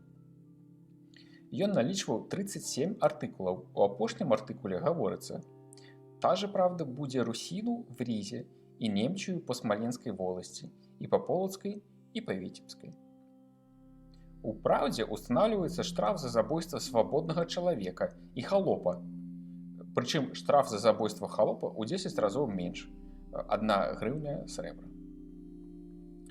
Сацыяльны артыкул пад нумарам 3 устанаўляе двайны штраф за забойства і знявечанне пасла ці іншых прадстаўнікоў пасольства. Ахова недатыкальнасці членаў пасольства сведчыць аб значным узроўні развіцця міжнародных адносін і дыпламатычнай практыкі беларускіх сярэднявечных княстваў. Праўда 1229 года забараняла незаконнае затрыманне, арышт, русінамі немчынаў і наадварот. Асобным артыкулам прадугледжвалася гарантыя дапамогі таму, хто пацярпеў бедства на вадзе. Забаранялася прымяненне ардалій, гэта значыць суда шляхам выпрабавання агнём ды вадой. І таксама паядынкаў у выпаду спрэчак, якія маглі ўзнікнуць паміж прадстаўнікамі дагаворных бакоў. Дагавор санкцыяніраваў расправу русінаў і нямецкіх купцоў стацямі, то бок злодзеямі, варамі, якія былі захоплены на месцы злачынства. Гэтым самым падкрэслівалася ахова правоў уласнасці. У артыкуле 7 гаворыцца аб адказнасці гаспадара за даўгі халопа і аб маёмасці халопа. Ужываюцца такія тэрміны, як задніца, астанак. Прызнанне за рабамі права ўласнасці на маёмасць сведчыць аб новым поглядзе на рабства, якое змякчалася, а затым паступова знікала. Змякчэнне рабства бачна таксама на прыкладзе артыкула 12. Паводле яго за згвалтаванне рабыні выплачваўся штраф за сорам 1 грыўня срэбра. Значыць, рабыня мела нейкую абарону, бо нанесеная ёй знявага каралася штрафам. Гэта зусім новая рыса, якая не была вядома рускай праўдзе. Праўда 1229 года, тэкст якой утрымлівае элементы беларускай мовы, пацвярджае, што беларускае раннефеадальнае права шырока ўжывалася ў старабеларускіх землях, і ў той жа час яно аказвала нейкі ўплыў на развіццё міжнароднага права гэтага часу. Суд існаваў ужо ва ўмовах патрыярхальна-родавага ладу. Суд быў грамадскім. Ён ажыццяўляўся перад сходам свабодных людзей дадзенай абшчыны. Тады ўзнаўленне парушанага права было справай роду. Перажыткам гэтай з'явы доўгі час з'яўляўся інстытут кроўнай помсты. Судаводства вялося сіламі саміх спрачальнікаў з удзелам абшчыны ці яе членаў, што таксама было перажыткам старажытнага самаўпраўства. Абшчына, верф, адказвала за злачынства, зробленае на яе тэрыторыі ў тых выпадках, калі яна не прымала ўдзелу ў выяўленні злачынца. Працэс следа быў у тым, што ісцец не звяртаўся да суда. Ён з дапамогай сваіх пасобнікаў арганізоўваў пагоню па сладах злодзея, які ўцёк. Са з'яўленнем дзяржаўнай улады адказнасць за правапарушэнне ва ўсё большай ступені несла асоба, якая здзейсніла злачынства, а не абшчына. Суд станавіўся прэрагатывай князя і яго прадстаўнікоў. З судовай справы князь ці яго прадстаўнік атрымлівалі з вінаватага штрафы, віры, за забойства ды крадзеж. З цягам часу судовае разбірательства ператваралася амаль паўсядзённы занятак князя. Суд звычайна адбываўся на княжацкім двары, але розныя заняткі, асабліва паходы, прымушалі князя пакідаць сваю рэзідэнцыю, свой двор. Таму ён назначаў сабе ў дапамогу цівуна, які быў абавязаны судзіць і караць у адсутнасць князя, а часам нават і пры ім. Ісцец і адказчык уступалі ў спрэчкі перад суддзёй. У выпадках зусім зразумелых спраў не патрабавалася якіх-небудзь новых доказаў, акрамя тых, якія прадстаўлены істцом. Калі справа была няяснай ці заблытанай, даводзілася шукаць новыя доказы. Здаралася, што доказы віны, якія прымяняліся ў судах у ўсходніх славянаў у 10-12 стагоддзях, зводзіліся да так званага суда Божага. У яго аснове было тыповае сярэднявечнае ўяўленне, што бажаство, як вярхоўны суддзя, апраўдае правых і карае вінаватых. Таму практыкавалася прысяганне ці клятва, ардаліі ды судовыя паядынкі. Паўсюдна ардаліі былі двух відаў: выпрабаванне жалезам ці агнём і выпрабаванне вадой.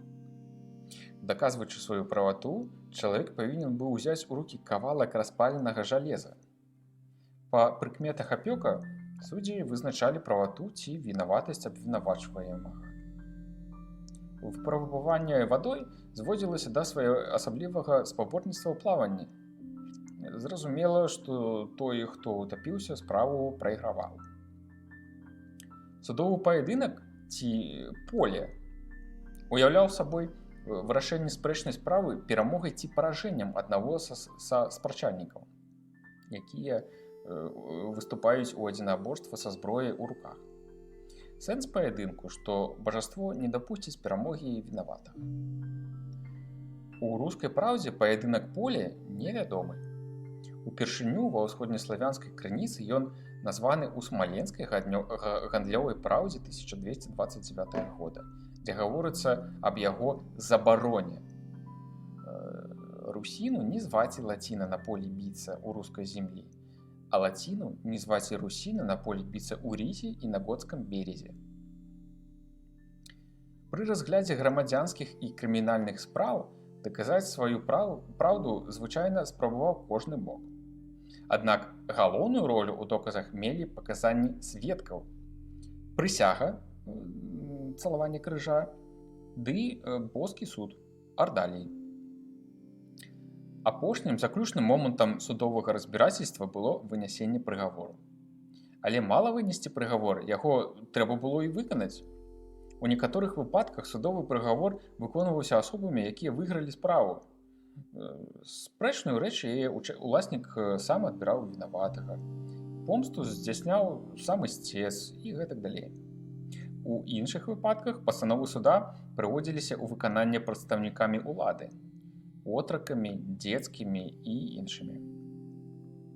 У іпаціўскім летапісе пад 1160 годам змешчана звестка аб існаванні ў Менску такіх відаў зняволення, як паруб ці турма, пабудова тыпу склепа і жалезы, то бок жалезныя ланцугі.